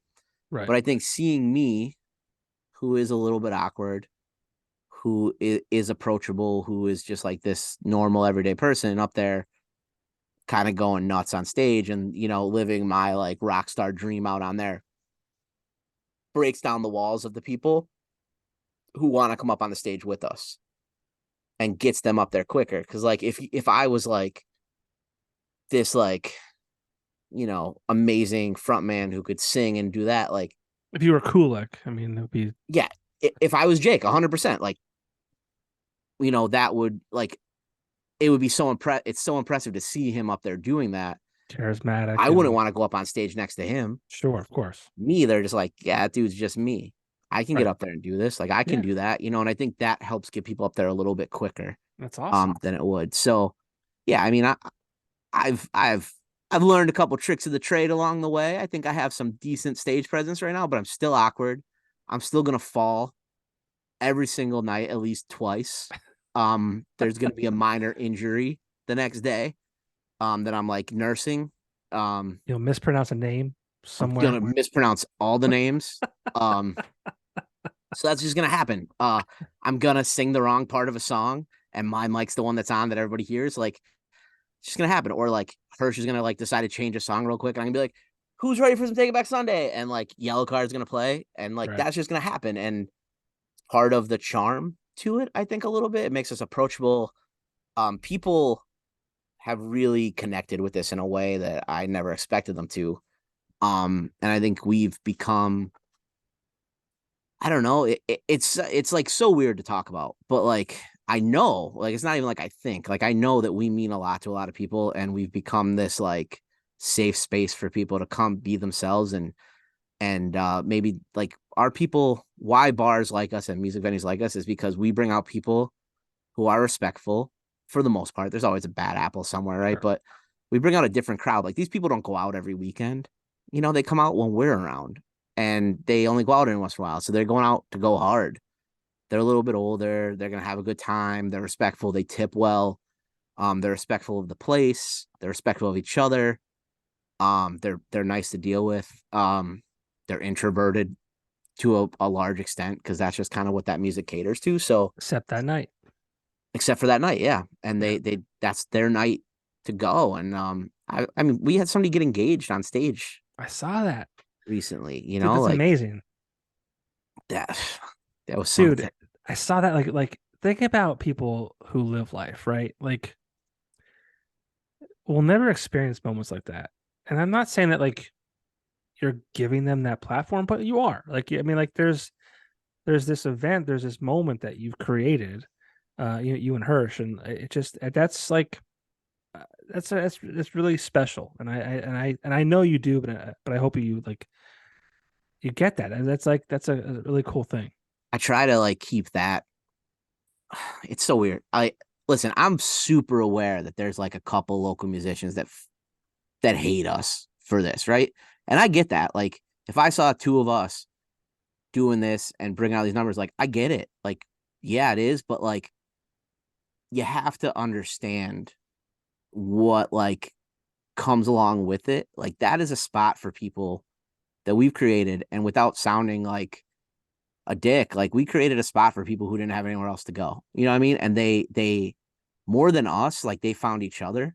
Yeah, Like I see people that are now dating, that are now friends, that are engaged, that are married, that have found their best friends, that have overcome anxiety, that have done all these things, found themselves through these nights. And that's what I try to like look at. You know what I mean? Like if this goes away tomorrow, like there's some cool stuff that a lot of really good people got to experience because this thing happened. yeah, As from the outside looking in, yeah, it's weird and it's cheesy, it's whatever from the outside looking in. But once you actually experience that community, like I like legitimately like kids. I don't want like they're adults, but like I love some of these kids, like to the extent like Dave Switzer like just showed up one day and was a big dude that stopped some girl from grabbing me on stage. And like he's my favorite person in the world. He's my assistant now. I like hired him, right? Like he works for me. Like great dude. Like love him to death. And like super like awesome guy I met through that. Like we're that's DJing people's weddings coming up. Like that's a Dave to remember. a Dave to remember. Yeah. I love Like I that. just I started love like I that. would make like the first couple months, I was just like, oh, it's a Dave to remember. But there's a couple kids that, definite social, anxieties and stuff like that come Yeah, to every single show we have. And like I see them after the show, they're like shelled up, but like they're like rolling around on stage and like having the best times of their life. So if nothing else, we're providing a space for these people, and you can call it what you want, but it that means the people that come to our shows mean more to me than any yeah. paycheck or anything that we get from it. So That's what's I think great about life in general. Like you especially people like you and you talk about I'm not gonna relate you to an athlete, but like these people that athletes please that don't. I'm change. I'm I'm No, we not. don't. No, but like they like it's different levels, obviously, but it's like it could be the same experience or same like feeling for these people. Like a sports star can and make a kid who's ill or whatever, like just feel a certain way, and again, different levels, but like same relatable experiences to a degree because like who are we to judge someone's happiness and excitement or whatever it might be. And I think that people like us, that excitement and those moments might get diluted a little bit. Like, when you meet rock stars and people like that, you kind of get numb to it. It's like, okay, yeah, this is normal life, right? But like for somebody who's never done that before, that's like they might like shake and pass out, right? It's like Yeah, it's wild, 100%. And I mean, another thing, and I'd be remiss without mentioning Keith Perks. right? Like They, these people they get made this like, logo. Thank oh, you. hey, Thank you, it's a Keith. good one. Like Keith is the like really the unsung third member of Screaming Infidelities Emo Night. Like Captures those moments, yeah. those moments that he captures are just unbelievable, and like people love that. Like people wait as much for 2 days later when those photos come out as they do for the 100%. actual event, and all of a sudden it's awesome. I love it. I love when they come out too because my Well, whole they have that timeline, forever. That's yeah, like it's everybody's new profile picture. Because like I've right. become Facebook friends with so many of these people now, right? Like I use Facebook for promotion, so like if they don't see the screaming page because Facebook's not showing it, they could see it on my personal page, right? So I cross post a lot, but I love seeing the new profile pictures go up, and then I love seeing the people who don't like emo night being like, oh, it must have been emo night. Everybody's got a new Facebook photo, Like I love that. Like I love that whole like ritual that comes after it. And I mean, Keith obviously does a lot of our shows, but the other photographers we work with as well in the different cities, like the same thing. Like, but I tell all of them to try to mirror, keep it your own, but mirror Keith as much as possible because those moments that are captured, people remember forever, and they like to have that picture of themselves, like singing, and that's going to be a great gift for you there. But they love to see they love to see those photos of themselves, and that's their moment, and they put that up there, and their friends that don't go to emo night think they're a rock star, and that's something that they can have Forever. They're gonna have that forever, forever. Like they'll without a not, doubt. they'll Yep. always remember that moment and the picture. Yeah, it's a great thing. And you and I love Hirsch and Keith's a great dude too. And I'm sure every photographer you work with is great in their own way. It's just yeah. I mean, it's so good, and you've extended it outside of just emo nights to like a Phat Beatz. Is that a hip hop or what is that? So we started doing other stuff. Emo nights is such a unique thing. It's its own thing, and I was like, I don't want to run emo night. I want emo night to be special when we do it, so I don't want to do it too much. But there's other theme nights that we can do and have a good time with. So anything else we do is under Phat Beatz. So Phat we've Beatz. done some Mac Miller nights that went really well. And we do 90s versus 2000 nights that are killing. And we're working on a Hamilton night, which I think will do really well. And Hirsch really hates me for and doesn't want to do. And we're talking about HMAC wants us to do an 80s night with Tiffany. Like I think we're alone now, Tiffany. Yeah. I haven't agreed to it yet, but like it's out there. So like anything else we do is kind of under that Phat Beatz umbrella. We've done the last two parade dates at the Backyard Ale House, and like it's been wild. It's been a blast. And We have a for live people drum. who people don't know, I'm sorry, I think I just Yeah. cut you off when you were going to explain it. No. Phat Beats is you Hirsch and then a live drummer, which Yep. is Brian It's Banks. usually Brian Banks. Yeah. Usually Yeah. Brian Banks. If Brian has another gig, like Matt Kester has done it before with us. And there's like some other people that are like, fill in possibilities if it happens, but the official drummer is Brian Banks. Yep. And I saw I think some video from Parade Day, or it was at Backyard, and I mean like just like that live drum is just like sets the whole thing off, in my It, opinion. it does. So Brian's wild. Brian's a really, really talented musician. He could play anything. Yeah. And he's a really good drummer, but he's a showman.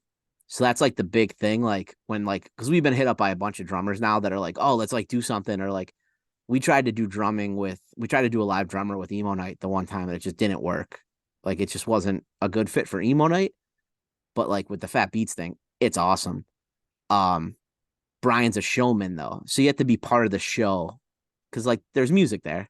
But Mhm. if you can spin the stick and get the crowd involved and get up and dance once in a while, sing some stuff, like do all that, be part of the show, which he's so good at because he's as much of a front man as he is a drummer. Yeah, It he's been adds doing it like forever. it adds another level to it. Yeah, the Mac Miller nights we've done with it, but the specifically the Backyard Ale House parade day shows have been like off the chain. Um, Unfortunately, our biggest Mac Miller night, we sold out HMAC in Harrisburg, the main room for Mac Miller night. So it was like 1,200 people, and he wasn't able to do that one. And we did it without him. And I wish he would have been there for that, because it was like, it was cool.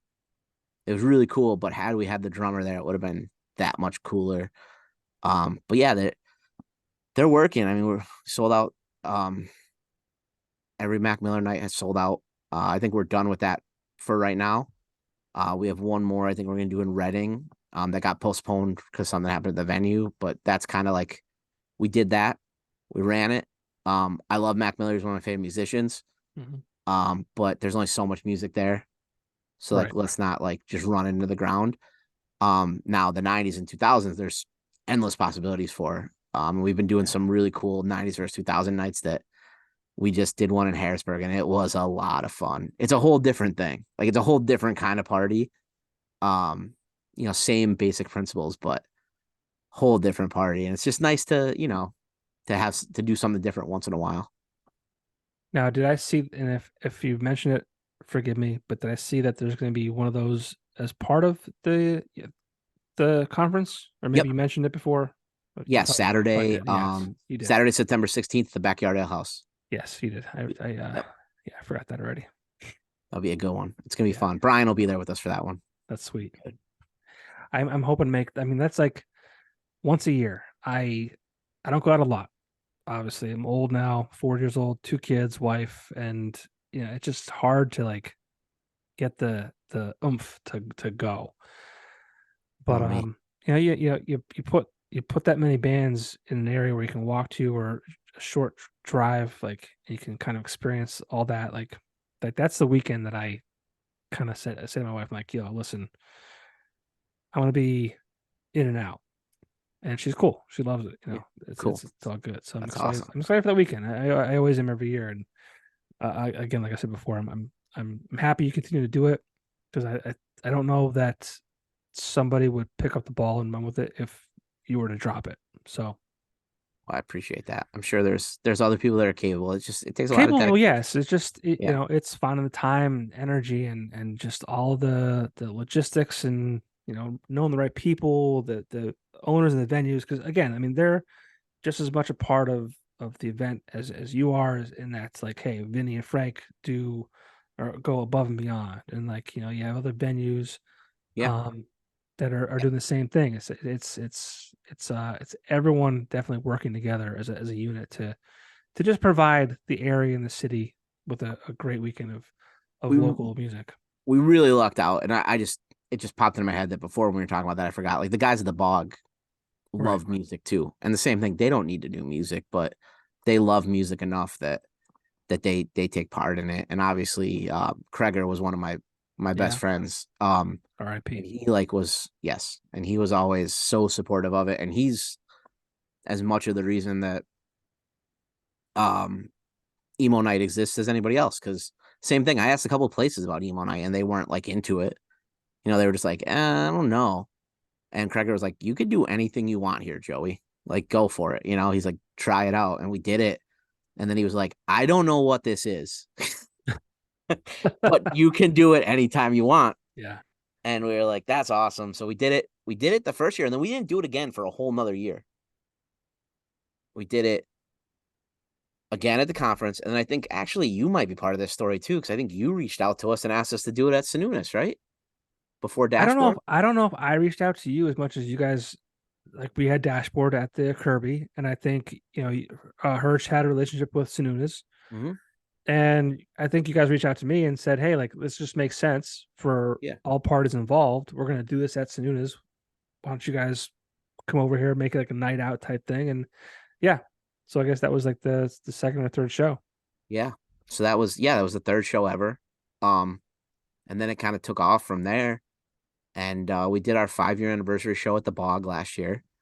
Kind of took it back to where it was. And yeah, it was bittersweet. Kreger had since passed. And right before that show, I got the Bog tattooed on my whole right thigh. Yeah.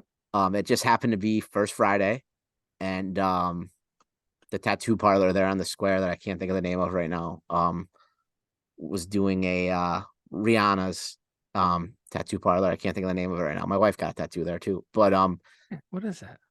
they were doing a flash sheet by a local artist they do every first Friday. And it just so happened to be Connor from the Bog that night. And he had drawn a picture of the Bog and he was like, nobody will ever get this tattoo. It was our 5-year anniversary show, kind of in memory of Kreger. And we got it there. And then it was funny at the ale house this year on parade day afterwards. I was in the back with it was like me, the Nassers, Pappy, some of the guys from Cabinet, and they were like we were all talking about Kreger or whatever. And I was like, oh, do you see this? And I like showed them it, and they were like, oh, we all got to get Kreger tattoos now, like so. He was just the best. So that was cool. It was a cool tribute. Um, it's on my leg Yeah. forever now. I do have a crudely drawn picture of the front of a bar on my thigh for the rest of my life, but it's for him, so Yeah. it makes sense. It was a thing about him. Like I knew Kreger. I didn't know him well, but I knew him well enough. I remember the night that, or the day we got the news that he passed, and I remember seeing him. I was actually at the American Grill in Wyoming or Exeter, and I saw him, and I was like, he was just a shell of Yeah, who he was, and I was like almost taken aback.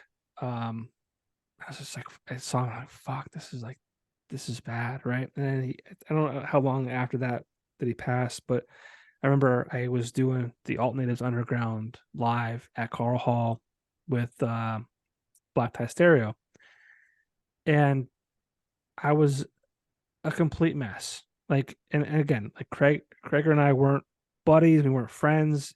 He just had this aura about him and this way about him that just had this effect on people and this touch and it, this like everlasting impression. And I was a father at the time, and like it crushed me that he was robbed, or his wife and his child were robbed of him, because he was such a special human being. yeah, Um, to so many people outside of just his wife and kid. Like, I mean, this area definitely lost a great person. And the unofficial mayor of Scranton by far. yeah, Um, yeah, that was the day Amanda went. I was driving home from work, and I think Keith called me. Somebody called me. I got a phone call. And I was a mess. And I walked in the door and I told Amanda, and she had gotten to know him pretty well too. He was always awesome to Amanda, and my little brother. Um, he was great to him too. And Amanda just like broke down and she went into labor, and we went to the hospital to have Joey. wow, I know that. Yeah. And so I remember I was texting with him a week before, and the last text message I got from him was just him saying, "You're gonna be a good dad."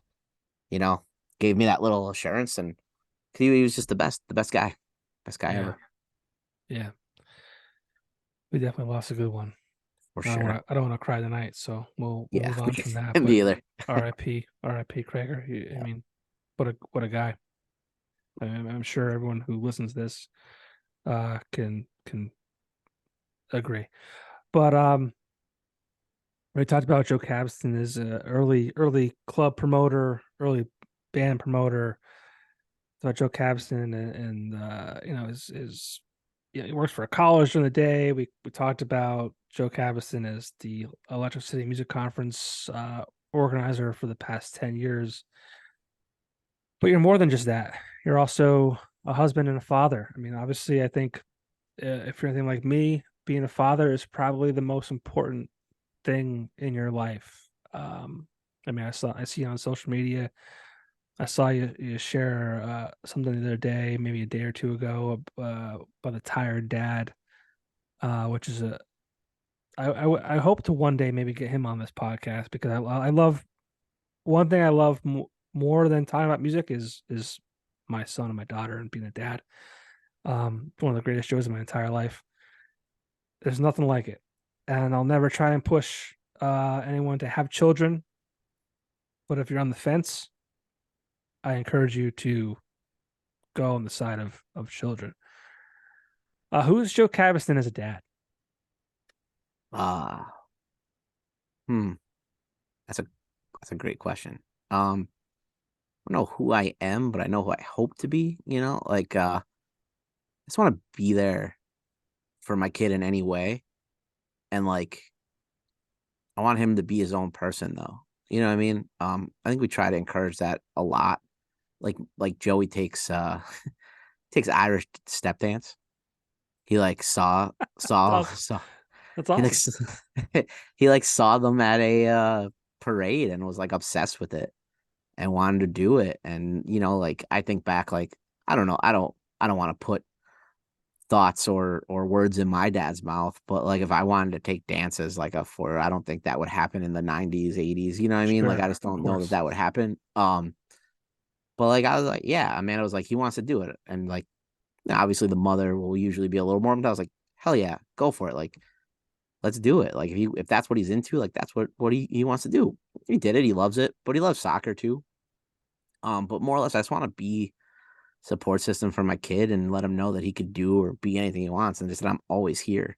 Like being a dad's my favorite thing in the whole world. Yeah, Anything anything I do is for him. You know what I mean? Like I'm like these long drives and these shows and stuff like that's just trying to give him and my wife, of course, but our family anything they need. Like I don't care. Like, dude, I live in Screaming Infidelities t-shirts and drink seltzer water and a couple, pieces of beef jerky a day, and I'm happy. I just want to give them everything that they want, or yeah. need at least, so It's I do this podcast, and like I said earlier before, it's purely passion. Um, but I feel like it leaves a little bit of a legacy. I yeah. lost my dad when I was 22 years old, and I have nothing to remember him by. So as long as the internet stays alive, I feel like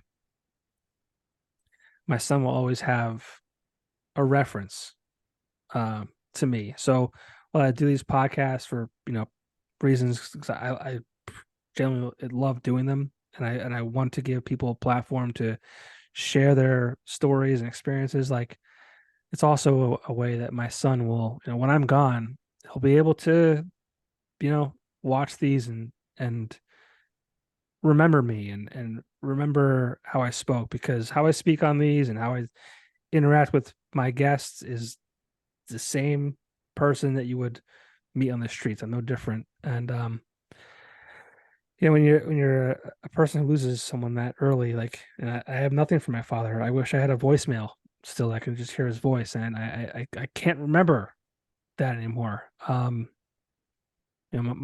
My son and my daughter will be able to kind of reflect back on this, and I say that because I mean you're kind of creating the same thing. Like when you're gone, and I hope it's many, many, many, many years from now, they'll be able to see, their father as a genuine person and a caring person and just a good dude.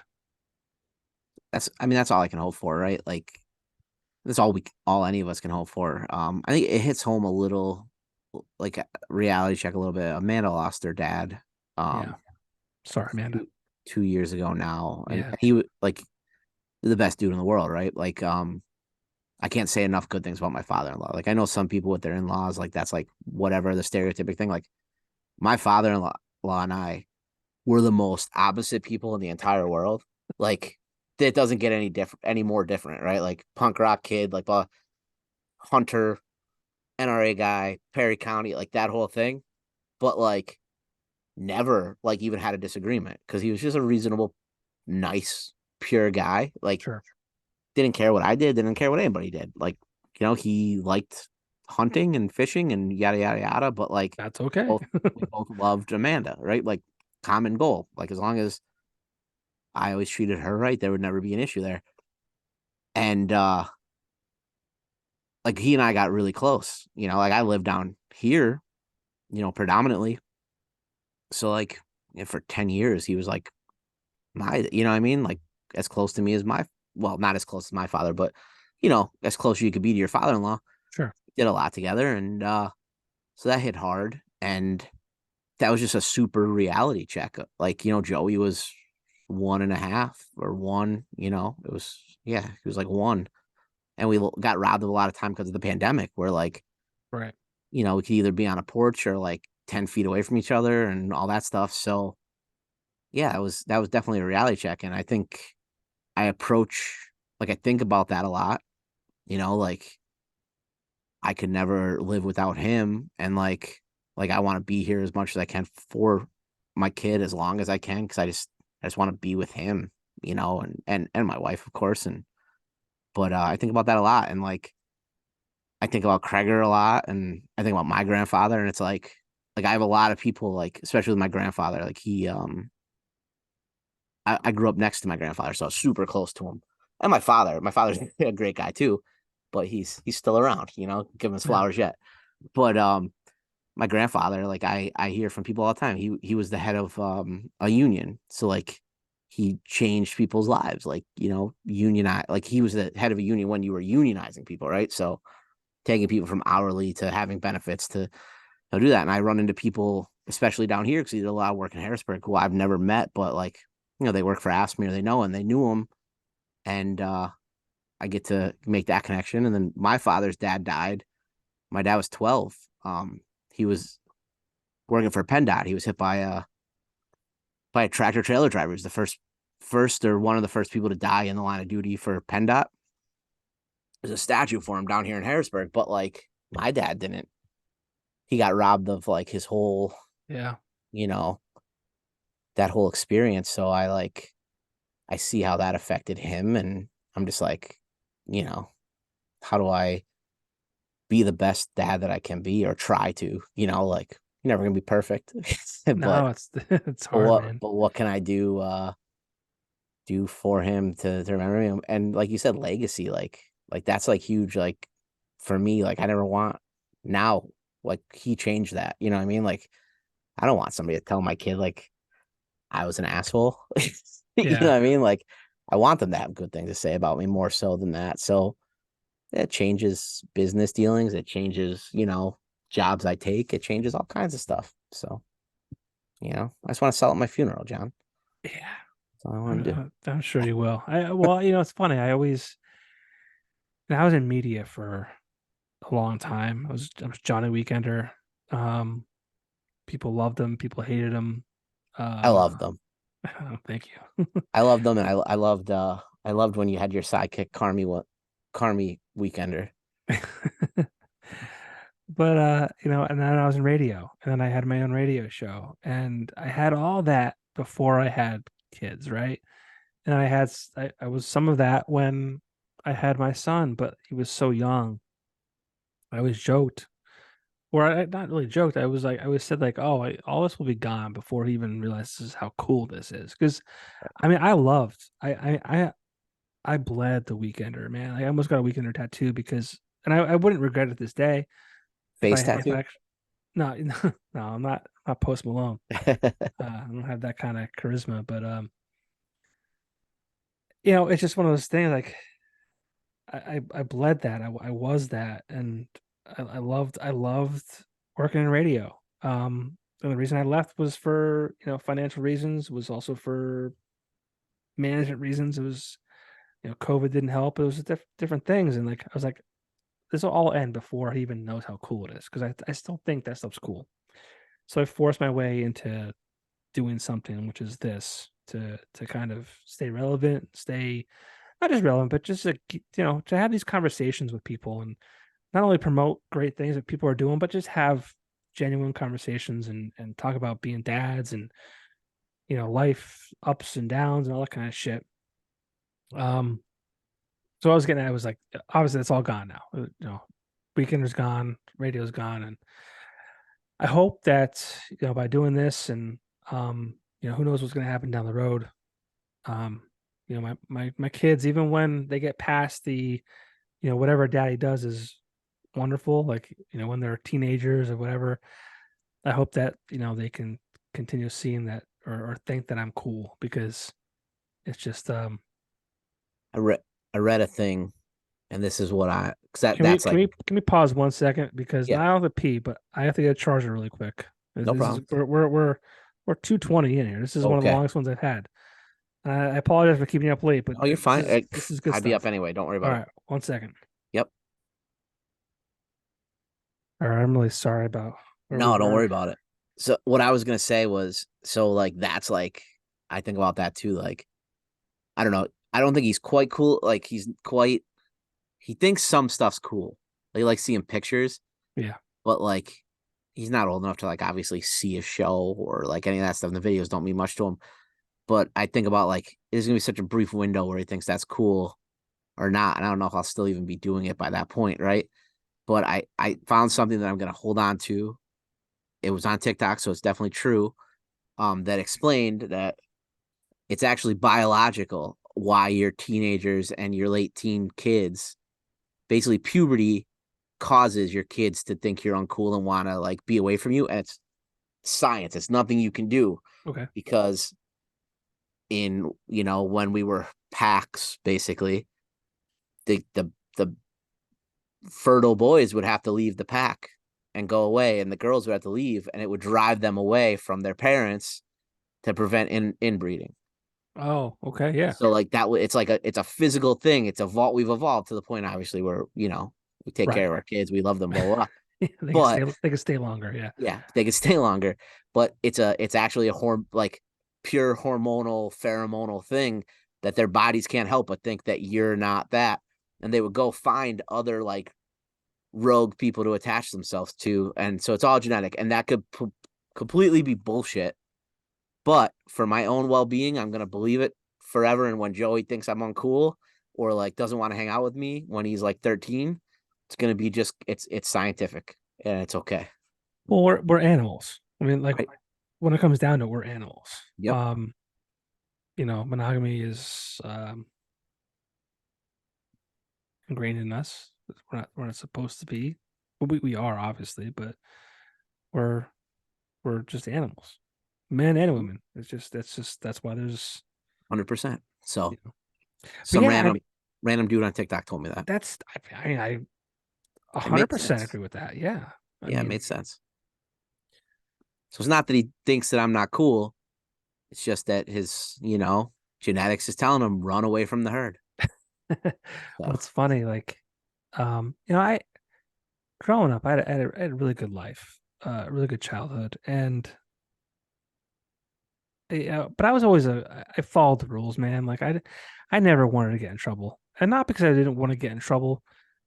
Um, because I didn't want to get in trouble. It was more like I just don't want to deal with the bullshit that comes yeah, with it. I just don't want to fucking. I want to get grounded. I don't want to like hear my fucking dad yell or my mom yell. I remember I would like back in I don't know if this was same for you, but in the state of Pennsylvania, if you had a junior's license, you had to be off the road by 11 p.m. hmm I would come back from my girlfriend's house at 11:01, 11:02. Not often, very rare, but the times that I did, my dad would lose his mind, lose it. And in my head, I'm like, I don't know why the fuck you're freaking out. Like, I'm a good kid. I'm not coming home drunk. I'm not on drugs. Like, I'm literally just coming home from spending an extra 2 minutes with my girlfriend trying to get yeah, laid or whatever, yep, you know? And but like I'm like I don't it's to me it wasn't worth it. Like I didn't do it again or do it yeah, often ever because I'm like just this whole thing's not worth the fucking frustration. But so I followed the rules. yeah, And to a degree I'm like, that's good. I'm glad I was a good kid. I'm glad and I want my kids to be the same way, but part of me wants them to be a little bit of not a rule breaker, not a but just push the limits a little bit because I want you to just kind of like just test the waters. yeah. No, I hear that for You sure. know? Yep. Yeah, I definitely never wanted to get in trouble either. Like I would of my friends, I would say I was the voice of reason as much as possible, Yeah. you know? But I would find because of my friends, I would find myself, in situations once in a while, never anything bad, you know what I mean? But like we would Carbondale Lakeland had quite a rivalry, so there would be, little scuffles or, egging of cars or paintballing of houses or, stealing of pumpkins, whatever it may be. Things happened, and that was what it was. But I was definitely like, I never, was the one that got caught because I was always smart enough to be like, we're not going to go that extra house. Let them Right. go, or whatever. So I definitely erred on the side of caution too. So I could see that. And I look back though and I'm like, my parents, man, and my mom was 20 when I was born. You know what I mean? Like, and they like, I'm so grateful that they, you know, first of all, had me, right? Like, you're 20 years old, but Sure. Yeah. um also like, I mean, they were kids. Like me at 20 years old, I couldn't have kept a kid. You know what I mean? Like Can you there's no, imagine? like, me at 30, like it just like I couldn't have. So like all the props in the world to them. You And would then they have. were like, I know you enough that you would have, but like oh yeah, I life would would be a have. lot different. I Yeah. definitely would have, but it would have been like a struggle. So I'm sure just like you're a 20-year-old, a 20-year-old's a 20-year-old, like that had to be tough. That's You know what I nuts, mean? right? Like, Thinking about that. um, yeah, it's nuts. And then like they had my sister then 10 years later. And then my little brother, I was 16 when he was born. You know what I mean? Or almost 17. So it's like a day before my 17th birthday he was born. So like, Wow. So there's a gap. yeah. So like they just kept trying until they got it right. Basically, they would just like give it like 10 years, try again. But um, I like look back at that, I'm like, man, like anytime I ever gave my parents shit as a kid, it's like, man, they were fucking like figuring it out still. Like I look at like so Joey's 3 and I'm what am I? What year is it? 2023. So I'm 37. Like when my dad was 37, he had a 17-year-old. Yeah. You know what I mean? Like, Wild. no way. Like, do I wish like some days when my knees hurt? Like, yeah, I wish like, running after him, like I was that young, Totally. but like Yeah. I have this whole life that I've lived to try to like figure out how to do it. Whereas like they were kids, man. Like, so I'm just grateful to them. It gives you a whole new perspective. I was thinking about that like the other night when I was laying there. My little brother is going to Cambodia today Jeez. because he's crazy, but he's going to unionized sweatshops, right? So like my parents are like nervous Sure. as could be. I mean, I'm sure Cambodia is great, but Their baby. you're going over there. Their baby, who's never like been on a plane before, just flew for 27 hours to go to. I mean, I think it's a third world country. You know what I mean? Like, Sounds like it. they have sweatshops, so like he's going to try to unionize them. Like, I've been joking that he's gonna come back with 8 fingers, but like that's a real possibility. You know what I mean? Like, Yeah. don't tell my mom, but so I'm like, they've done this a lot, and it's like they're I don't know. I'm forever grateful for that. That I was thinking about that the other night. I was laying there. I was just like, man, if I was 20, like I don't know that I would have.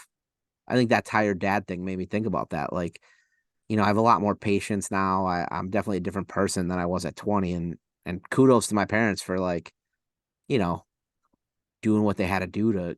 I mean, I never wanted for anything in my life. They did what they could, so I appreciate that more now as an adult. Yeah, and it's funny looking back on that stuff. Like, I mean, I don't know what I would have like. There's no way that I mean, we would figure it out, right? We're human Right. Yeah. beings. Like, our parents did it. A million people have done it before us. They're not exceptional. Are they great? Yes. I mean, like, Yeah. great, but like, I mean, it wasn't uncommon back then, Oh, especially. Like, especially. I mean, all my friends' parents are the same age, right? They like went to high school together, but yeah, so, it's but that but I mean, like, think about like how time evolves. Like, people were having kids when they were like teenagers because you were gonna live till you were fucking 25. Like, right. Oh, 100%. Well, that's it. Me and my buddy were talking about this the other day. Like, all of our parents are generally the same age, right? Like within a couple of years of each other. They like went to high school together. We're all the same age. All of our kids are the same age. right? So like their generation, I mean, that was like all our parents were like early 20s, Yeah. 20s, Um, teens, whatever. We were all like 33, 34, having our kids. So it's like that shift that happened from there to there. And yeah. My I mom think was it was 25 really when she had me. But like it's a weird it's weird how things evolve because like you grow up and like obviously they push college and the college is important, be educated, yada yada yada, and then like all that stuff pushes things back a bit. Mhm. And then you kind of like you finish college and you start a career, you're making money. It's like, oh, this is cool too. Like let's Yeah. enjoy this before we ruin it with children. Right, right. And I mean that's what we did. I mean my wife is 4 years younger than me, and she was in school for 1,000 years. We were just enjoying living and travel and all that kind of stuff. I wish we would have had children sooner. Same thing you're saying is just because I feel like I'm old as shit. And we just had a fucking, you know, I have a 1 year old now and I'm 40. But Hey, I mean, you could be Vinny. I'll never You forget, Vinny. I'll never forget. I take part blame in that moment of his child being born, conceived. conceived. Yes. It was funny. Him and his wife were going out for I think her birthday for dinner. And I actually called the restaurant and I said, "Hey, I want to buy this couple drinks." Yeah, This is 2021 or that makes 2020 sense. Yeah, that makes sense. or 2020, one of the two. 2020, 2021. And so obviously alcohol kind of just lowers those walls and Inhibitions. lessens the Yeah. inhibitions. Yeah, it is. And I think that was the night that she was conceived. Vinny is if anybody can do it at that age, he's like such a hands-on dad. I love it. Oh, it's Whenever I talk to amazing. him. And that's why I want to talk to you. You shared that the thing from the Tired Dad, and it's a page I follow, and it's you know whenever you're having a hard day or you're just kind of like you might be feeling down or like you're not doing enough, like you kind of see that, and that guy is actually an ex addict, I believe. Oh, okay. I didn't know that. Yeah, he's an ex addict. He kind of just pulled his life together.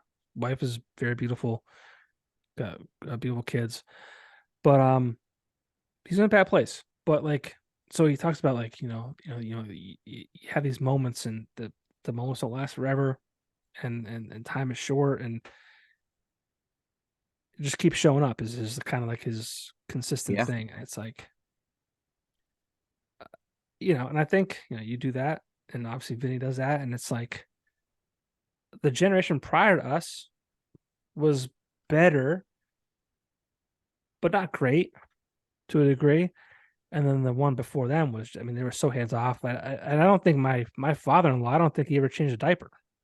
Right. Great man. I mean, great man. Mhm. Um, a man I can't live up to. Um, but yeah, it's just amazing how the generations. Oh, without a doubt. Absolutely without a doubt. I mean, I look at the same thing. Like I doubt my grandfather ever changed a diaper in his whole life. You know what I mean? And he would work, and my grandmother took care of the kid. Like my grandmother never even got her driver's license. Isn't that She's still nuts? alive. She doesn't have it. You know what I mean? She's in Isn't her that nuts? 80s.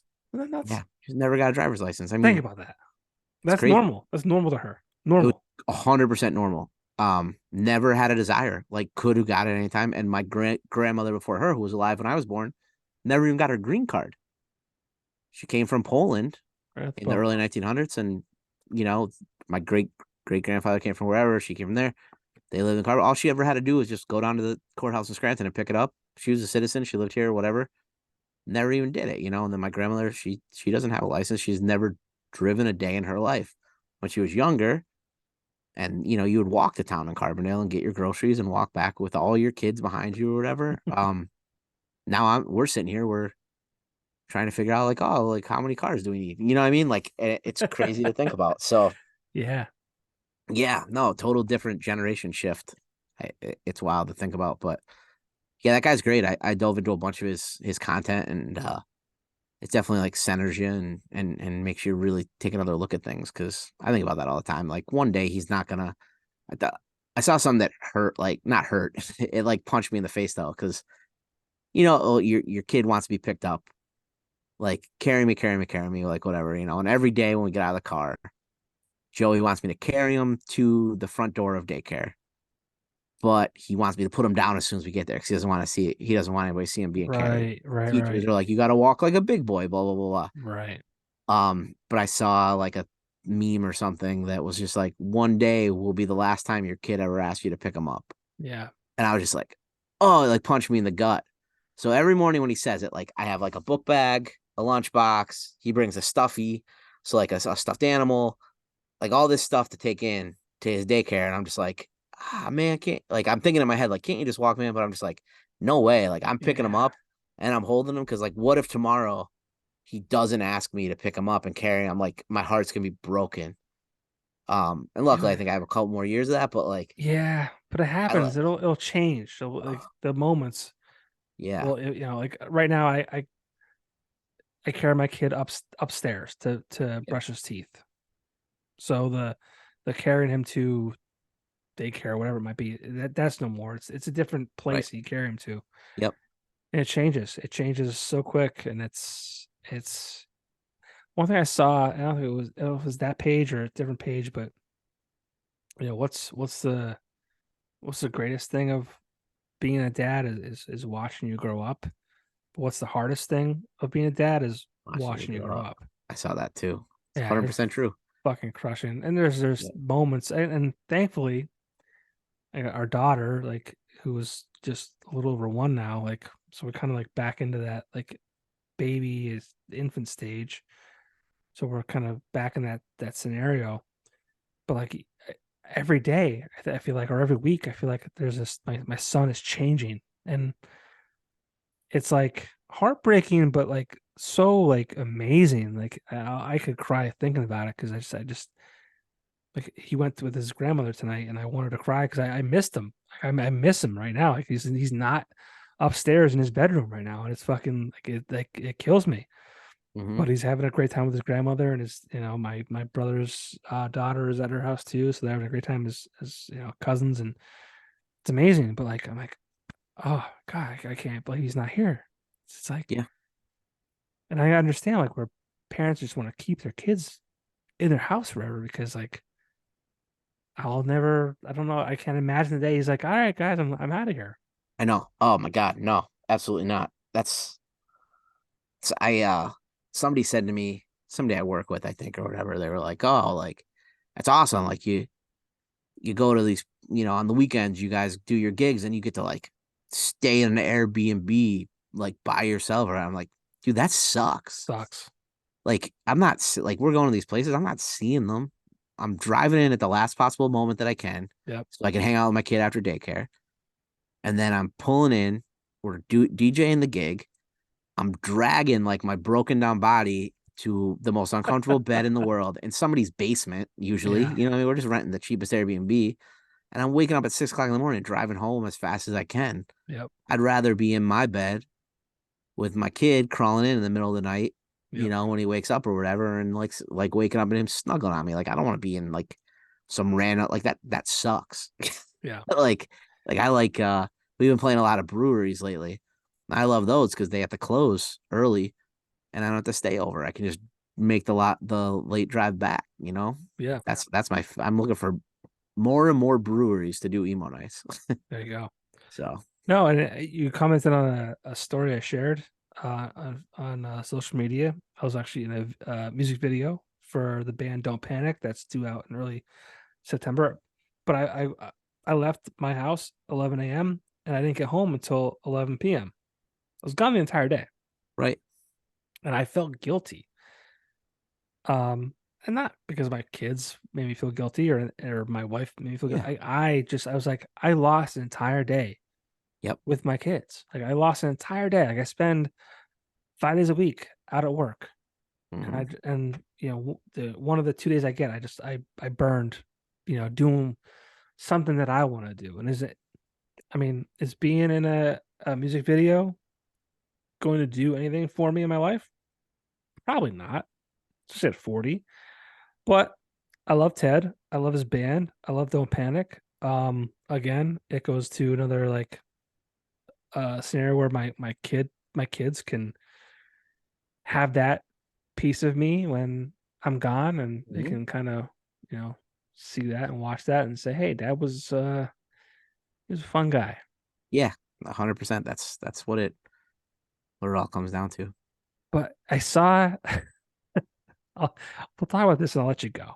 Uh-oh. I saw you were at the drive-ins recently. We were. Yeah, I couldn't help but notice looked like you had in the back of the truck a nugget. we did have a nugget. We had a nugget. We All right, you had a nugget. So Yeah. nuggets. I want to say 2 years ago, 2021, Christmas is 2021, and then Yes. 2022. That's the exact one. Yes. So real quick, I have two.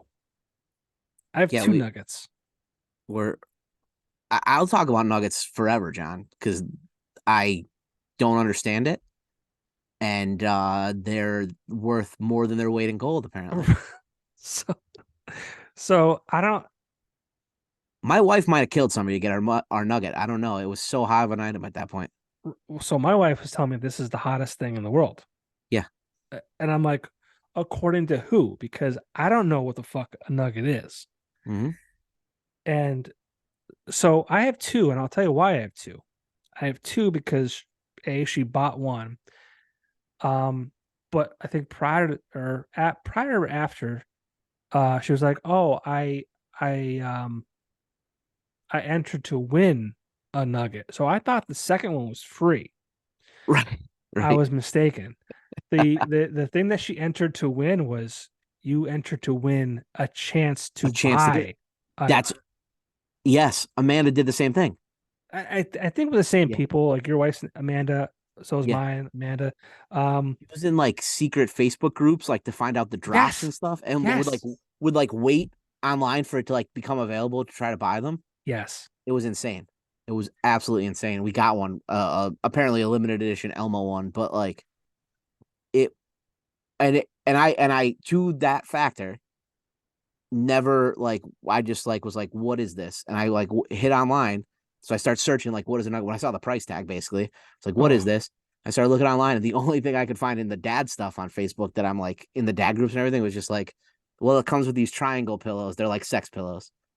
That's like the yes, only thing. yes, That's the only thing. yes, yes, The only dude. thing I can find. And then there's like so Amanda, so we're searching. She's trying to show me what this is, and a group came up on Facebook, and it was called Naughty Nuggets. And apparently, there's a whole subset of like weirdos out there that buy them for adult purposes. Let me ask you a question. Have you had the pleasure of using them for the adult purposes? No, no, Nope, Joey nope, legitimately uses it pretty much 24 hours a day. no. The And big piece. my son, can you build my nugget? Build my Yeah, can you nugget. build Build my my nugget? nugget. Yep. Oh my god! I And want we to have climb it. I want to use it as a slide.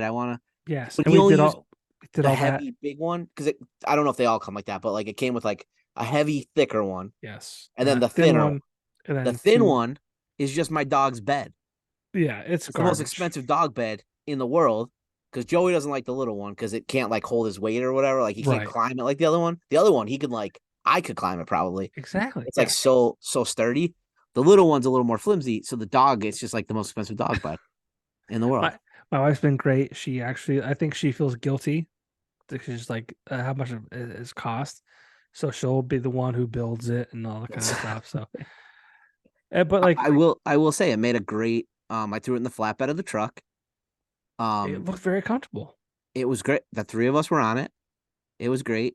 Teenage Mutant Ninja Turtles, great movie. He was asleep 5 minutes in, but I enjoyed on the Nugget and in the flatbed. It fit perfect. So yeah, it was great. It It looked was the good. first That was a good practical use move. for the thing. Good move. Yeah, dude. I mean, my son, he'll be 6 in December, so he's kind of outgrown the Nugget to an extent. So right now, one of the triangle foam pieces is a barrier. Like a couch and a chair are angled together, so it keeps my daughter out of like the center of that. So That's genius. Yeah, So I our mean, dog sheds, and she walks between the couch and the chair mm, like that to lock that scratch shit. herself, Lock that shit. Put a and nugget like right in there. it just like it's like black because her hair Yeah, comes off on it. She like lock it. uses it. That's a genius idea for that. Lock it. That's where Yeah, that's going. Yeah, lock it. that'll stop her. Oh man, I found another practical use for Yeah. it finally. But yeah, I'll never forget my wife saying like, "Oh," and then she's like, we need two. We need two." I'm like, "What?" And the price Well, tag. I'm not gonna. I won't repeat it on this. If you're watching yeah, this, go look, I Google shut it. the second one down. Although recently she's been like, we should get another one. But I think I've talked to. Apparently, you can buy like replacement covers for them. So I think she's just gonna buy a new cover. And I've like got out of the like. I was like, man, I'll make one of these. Like, we just go buy foam, Yeah. and you could buy the cover if you want another one. But I think there must be in the Gestapo or Illuminati of nuggets, there must be like subversive messaging of needing two because Amanda originally wanted to get two too. So they can do so much more with two. I was like, it's just a foam pad. Yeah. Oh, Like, we have our son on top of the box, like outside of our house, like yeah. displaying that he got a nugget. So do we. Oh, we took that picture too. Yeah, we took It's the amazing whole thing. how it's amazing how the marketing and things, but like I've never heard of the nugget before my wife. They don't waste money on us. They're, but what Dude, I'm saying, Amanda finds stuff what I'm, online but what I'm like saying that is I can't these even. holes, these holes they Yes. go down, and our wives sound like very similar, and we need to get them out of them. Yes. I actually like so like Target is the worst thing that ever happened Sure. to the world of my life. Sure. And then like Amanda is like super into like crafty stuff. Like she'll buy like shit from like girls I went to high school with that like I don't even like I'm not even Facebook friends with them, but they find my wife somehow. Like we got a pair of like sunglasses. Then she's like, "Oh, I got Joey custom sunglasses." I was like, that kind of sounds cool. What are they? They were just sunglasses that some girl I went to high school with, who's very nice, I'm sure, but I dated in sixth grade and haven't talked to since. Glued little beads on that said Oh, Joey, chips. Yeah, and I was just like, we could have done that. I'll do that for nothing. Like we don't need to bring sixth grade relationships Yeah. into this house, But like, yeah, it I don't know. They get them. They get them. I mean, I guess life would be boring without them. Oh, I love my wife. I just Oh, I know that, dude. I wish I Same. could run some filters Not yours, on mine. social media. Yeah. There's I I mean, develop an app that shuts off ads. buddy, I almost got divorced over Marketplace Facebook twice. Marketplace. Twice. She drove. Okay. She drove me to. It was like Jim Thorpe or past Jim Thorpe. It was an hour drive. She Goodness. wanted a wicker like um lounger, and she's like, I remember we woke up. Our son was probably like 3 years old. Um, and she woke up and she rolled over. And she's like, "So do you want to go get whatever this is?" And I'm like, "Okay." And she's like, "I said, how far is it?" She's like, "Oh, it's like an hour away." I'm like, "Fuck you." I said, "Did you get the dimensions?" Yeah. They don't like to get dimensions. Right. Though I don't know why, Oh, it'll but fit. I'm Yeah. but I'm Yeah. but I'm like, we need the dimensions to figure out if the car that we have is big enough to fit it. Like we're driving in an hour. She's John. like, "Well, it's all we have." I said, "Well, the thing about it is I have a job at Axelrad where I can borrow the van if need be. Right. So this is an important question to ask." Needless to say, we drove an hour to get this fucking wicker lounger, and it barely fit. It fit, but it barely fit. Yep. But I'm like, we're gonna get divorced. We are going like it. Like I have posts on Facebook and like one of those things like looking for a divorce lawyer. Uh, you know, altercations include driving an hour to whatever, asking for me, Yeah. not even asking for a friend, asking for me. We've purchased, apparently, I found out today, a play like a jungle gym. I don't know, like swing set with a little like clubhouse on it and everything. She was like bought. from somebody on Facebook Marketplace like a month ago. And the girl today was like, "Are you gonna ever come get this?" And like I was like, I just say yes eventually and just ignore it. They And break us down. I'm like, how am I supposed to get this? And she's like, well, you just go like go. I'm like, go take it apart. She's like, well, you've taken it in two pieces. I was like, that's a whole ass like building. Yeah. I was like, we like, there's nobody to help. Like, is your like, was my mother in law gonna come help me? You know what I mean? Like I need like my dad to come down a weekend. Like we'd have to schedule this. I Right. can't just go like pick up a 500-pound wooden swing set clubhouse and put it in my truck. She's like, well, maybe it'll be 2 trips. I was like, 2 trips? I was like, it was a really good deal. Yeah. I was like, I get it was a good deal, but for the price of it, I would have just bought a new one in a box, Right. had somebody put it together, and spend an extra 100, $200 Yeah. Exactly. Yeah. than not kill myself There's things women do that are brilliant. without a I doubt. mean, far smarter than us. I don't want to like get lost on that. Like they go on vacation, they pack 99% of the things that we need as a family, and we'll pack the 1%, right? But when it comes to like going to pick something up or whatever it might be, their logic just goes out the window of like, 100%. what size truck we need, the specifications, the length of time, the manpower involved. It's like, oh, you can just do it. Like, oh, it's like, oh no, my son thinks we can lift houses, Yeah. but we can't. So Yep. Yeah. 100%. I would be like lost without my wife. right. I mean, I would fall apart, but my whole life would fall apart. But those agreed. things, Agreed. Yeah, it's just a funny. little, That's yeah. what makes it funny, right? It's we're not 100%. Yeah. we're not talking shit. It's Oh it's no, I'm gonna we go get this clubhouse probably Sunday, let me know maybe how it goes. max. It'd be $200 pile of firewood by the time I get home. But it's I'm gonna Yeah, complain about it a little bit in the it's no big meantime. deal. It's Yeah, fine. exactly. Don't worry about it. 100%. Yep. Yeah, just unscrew two things and it'll be fine. Yeah, yeah. Just take it in half. Don't even take it apart. So Well, dude, I kept you. This might be one of the longest podcasts I've done in the 3 years I've been doing this, or the past 2 years. So I apologize for keeping so long. no Um, problem at all. It but was we a had a lot to pleasure. talk about. We talked about so much tonight. We talked about Joe Everything. Caviston as a club owner, Joe Caviston as the Electric City Music Conference organizer. We talked about Joe Caviston as a dad, which obviously I think I can speak for both of us. That being the most important, and you're doing all these things while being a dad and a husband, and that's commendable because those doing those things takes away time from those moments. So kudos to you for continuing to do what you do. Again, it's not a financial gain, so to speak, for you to be doing this conference, but it's I'll call it an emotional win. Uh, Passion project. Passion project. What's a community win? Try. That's Yeah. that's what I was looking for. A community. All those things, and I hope that it doesn't go unnoticed, and I hope that people who take advantage of it, appreciate the effort 110%, because it's a lot of work, and um we're we should be able to acknowledge that. So Thank you.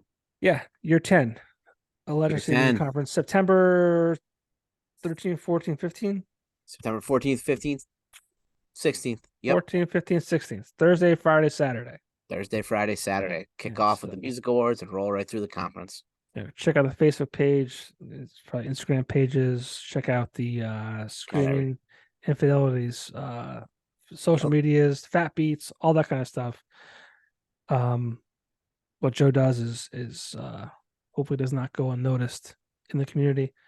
And yeah, dude, I unfortunately I don't remember our first interaction as Hey, me interviewing you or whatever it might be. I honestly think it's the oh yeah, I was gonna say that's the first one, I think. I remember coming up, I thought it dude, I thought it was the like the coolest thing in the world when I came up. I think we emailed a couple times. Carm set it up, but I think he was just finishing his and you were looking for somebody. Maybe. And I just remember the wall, the painted wall with the big W on it, like Well, up it in the said lobby actually when you it came up. said yeah, it said Weekender on it. That's Yeah, that's yeah. that's I that's thought that his. was the coolest thing. And then I sat down at the computer and saw that the graphic designer was using like a 10-year-old graphic design program. I was like, uh-oh. Yeah. Well, the Weekender wall was It was, but that like to me was like the coolest thing. amazing. That was old Damien Pick. Shout out Damien Pick, who was also on this podcast, episode whatever. Go search it. But yeah, he mapped all that out. We painted over a weekend. Um, I could tell a story about an oblivious past employee who is still involved with music somehow in the area, but I won't. Um, yeah, but yeah, But yeah, it's funny how things all work out. Everything kind of we find our own paths. We 100%. adapt and we pivot and all that kind of stuff. And I hope people think that we're all doing positive things and We're all things that just trying our best, right? move That's all we things can do. yeah move things forward in the area. So I doubt. I can't thank you enough for what you do. And like I said, I don't know if you ever drop the ball on this, if someone would pick it up. So thank you for what you continue to do. And it's Thank a you for great what you weekend do, of, John. yeah, thank you. Yeah, but just it's a great weekend of music. So yeah, keep being a positive impact in the community. Keep being a great father and husband. And I'm sure I'll see you sooner than later. I think so. All right, buddy. Get some sleep. I'm sorry I kept you so long. No This is worries. It was a pleasure. we started at 9. It's midnight now. So Yeah, I'm not gonna listen to it anyway, but yeah, this podcast sucks. So it's good. I never said that. I think it's the best podcast that I don't listen to by far. This is the best podcast I've never listened to. Well, that's you're probably right. I mean, people probably think it is the best if they don't listen to it. So Yeah. that works. And All right. buddy, whoever prints your shirts, whoever Hey, Axelrad, right hit those there. guys up. They do great work. I don't like to I don't That's I me. try not to highlight. This is the one I let Hirsch design, so I try not to highlight this one as much. That's me.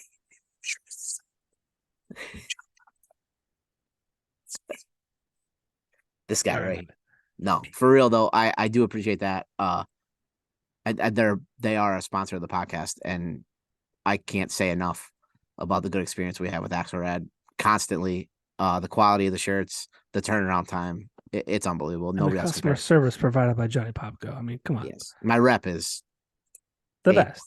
plus, A A plus, A buddy. plus. I can't wait to see you in person to give you a big hug. All right, I'll see you soon, John. All right, buddy. Thanks. Yep. Later.